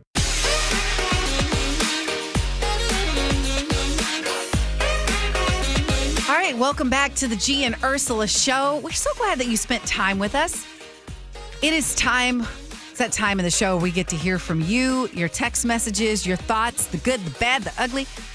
All right, you want to kick us off, Mike? Yeah, got it right here. On trail etiquette, this is a story about people who hike who maybe aren't polite hikers. From Shannon and Duval. Hikers with boom boxes. I agree on this one. They are actually scared of lions and tigers and bear. Oh my, I think their music will scare them off. Sean in Parkland, dogs off leash. I'm always a super jerk when I run into someone's dog before I see them. Oh, sorry, didn't see you coming. Come on now. If your dog makes first contact, you're doing it wrong. Totally. Scott in Auburn, stop it with the hands-free filming with the mini drones that follow you on the trail. Look, because it can follow you doesn't mean it should. You are not filming Planet Me. This exists. In real life, people do this. I have yet to see this. I have been blown away. But it's worse than ski resorts, though. Oh. Yeah, G said everything's for the gram now. Absolutely. Everything's for the gram. We talked about mosquitoes, hippos, and new sources of bacon. Oh, gosh. Glenn in Atlanta, my blood pressure just went up 20 points just thinking about hippo bacon. From Brian in Arlington, I was recently in Belize. The tour guide was talking about how good manatee bacon is. Do not try and do this in Florida. You will get in trouble. All right, talking about Seattle getting these mall-style kiosks, 206. If I want to know what's happening in the neighborhood or town, I'm going to Google it. From Nikki, who goes to the mall these days? I LOL. do. I love the mall. Okay, talking about Seattle theater, 206 says, I used to go to the movie theater, especially SIF. Now, with higher ticket prices, higher cost of living, having a kid, high price for childcare, I can't wrap my head around going to the movies and would rather watch at home. That's if I have enough energy by the end of the day. From Paul in the 253, getting into and finding parking is a pain. Seattle doesn't want visitors. Allie in Lake Stevens, I love going to theater, but it's so expensive. Tickets are easily $200 and not for great seats, plus parking. Eating out costs more, plus hard to get in. I live in Lake Stevens and find myself going to Village Theater in Everett more. On the Enumclaw school shooting threat that was supposedly just a prank. Kevin in Black Diamond, my son is a senior at Enumclaw High School. This is ridiculous, not funny prank. I'm not buying into the prank explanation. I think there's more to it than that. I can't believe anybody would think that it's funny as far as a prank goes with the way school shootings are handled. I think they should have some consequences, maybe some community service or something so that they know they messed up, but at the same time, unfortunately, they are still kids, and you got to give them a little bit of the benefit of the doubt. But none of this should be tolerated. A lot of kids skipped school the last couple of days because of it being a possible threat. Ooh. Then we had scenarios. Well, yeah, dude had a spreadsheet of his ex's compatibility traits. There were at least 20 categories. 425. The guy's spreadsheet. I know, and then the girl found out she was second on the list, not first. 425 says the guy's number one partner's pick's name is Casey with 2 Y's. That's reason enough to question his judgment. Agreed. From Robin Puyallup, writing it down is off, but she only saw what everyone else has in their head when they are dating. That's a good point. I think that is. I think a lot of people do have their lists in their head, but I like what you said about values. Yeah, I mean that's where it should be. I mean people over-index on interest because it's tangible, but values are really what you should sort of sort out when you're trying to partner up with someone. But I'd also say maybe no spreadsheets. And certainly, yeah. If you're in a relationship with somebody, maybe updating the spreadsheet all the time is not. It's a little odd. It seems a little off. I'm getting it out of order. Do I do words to live by then Nick, or Nick then words to live? Words to live by first. Okay, let's do it. Today's words to live by comes to us from Dale Carnegie. Success is getting what you want. Happiness is wanting what you get. You like how I tied that into our subject? I think that's perfectly tied in. Thank you. Beautiful. Nick, what's on your mind? Well, when living in these parks, you'll find a common act for fun is to find a hiking trail for getting fresh air in the sun. But don't fall for common rookie moves while leaving neighborhoods, like not bringing headphones blasting music through the forest woods. Or even worse encounters that I wouldn't wish for you is a dog with owners looking past their canine's fresh doo-doo. And don't let me catch you in the act of leaving the dump in action, or at least try to hide the scene from me or when I'm looking away, please. Come on. We had, as a quick aside, somebody for 6 years at our business's old location, 5 years at our business's old location, every morning would leave their little pile of bagged dog poop at our front door for 6 years. I'm like, what did we ever do to you? What is okay? Did you ever find them? No, never did. Were you never, and I was actually so spun up on this. I was prepared for surveillance cameras, and I gotta let it go. You did not get surveillance cameras? Not at that time. Not there. We have them now. True but it's story. Not for that. Yes. True story. There's an apartment in Arizona. Someone kept leaving their dog stuff in this little beautiful dog park area, fresh stuff. every day, and they had to put in cameras and just to try to catch. And I was like, this is ridiculous. Like, this is not hard. You can just call it what it is, steamy creamies, whatever. I completely, again, idioms aside, I don't understand why people expect somebody else is supposed to take responsibility for that. I don't want to carry it around. No, you have a dog. You got the dog. This is not even, shouldn't even be in the top 10 of your responsibilities. This is not difficult. We need a nationwide database of doggy DNA. Well, so yes, actually. I would say, on that note, can this show end? Yes, we digress. Okay, we're going to pass the baton to Jake and Spike. Up next, thank you so much for listening to the Gee and Ursula Show. Take care. Hope you had as much fun as we have. So long, everybody.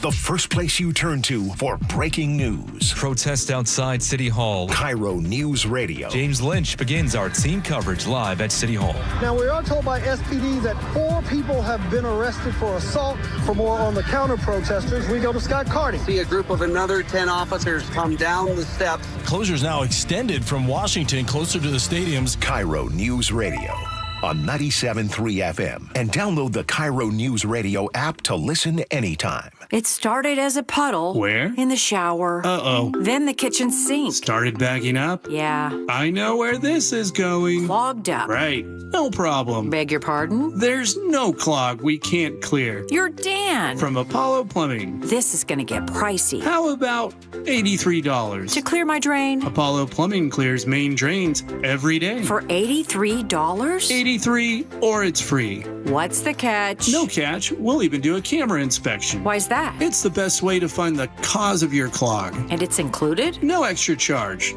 Truth is, we hate clogs. I don't love them. Seen them all. Ew. I promise. There's no clog Apollo can't clear. Guaranteed. 83 or free. Goodbye, slow drains. All it takes is an accessible clean out. And Apollo gets my drains draining again. You call, we come, it's fixed. My heroes. Just doing our job. Thank you, Apollo Plumbing. ApolloPlumbing.com. KIRO FM and HD1, Tacoma, Seattle. Good afternoon, I'm Aaron Granillo. Your best source for local news. Newly released police video shows the arrest of a 17-year-old. KIRO News Radio. Sharp Vision Modern LASIK and Lens has given me back clear vision. They've performed over 80,000 successful lens replacement surgeries.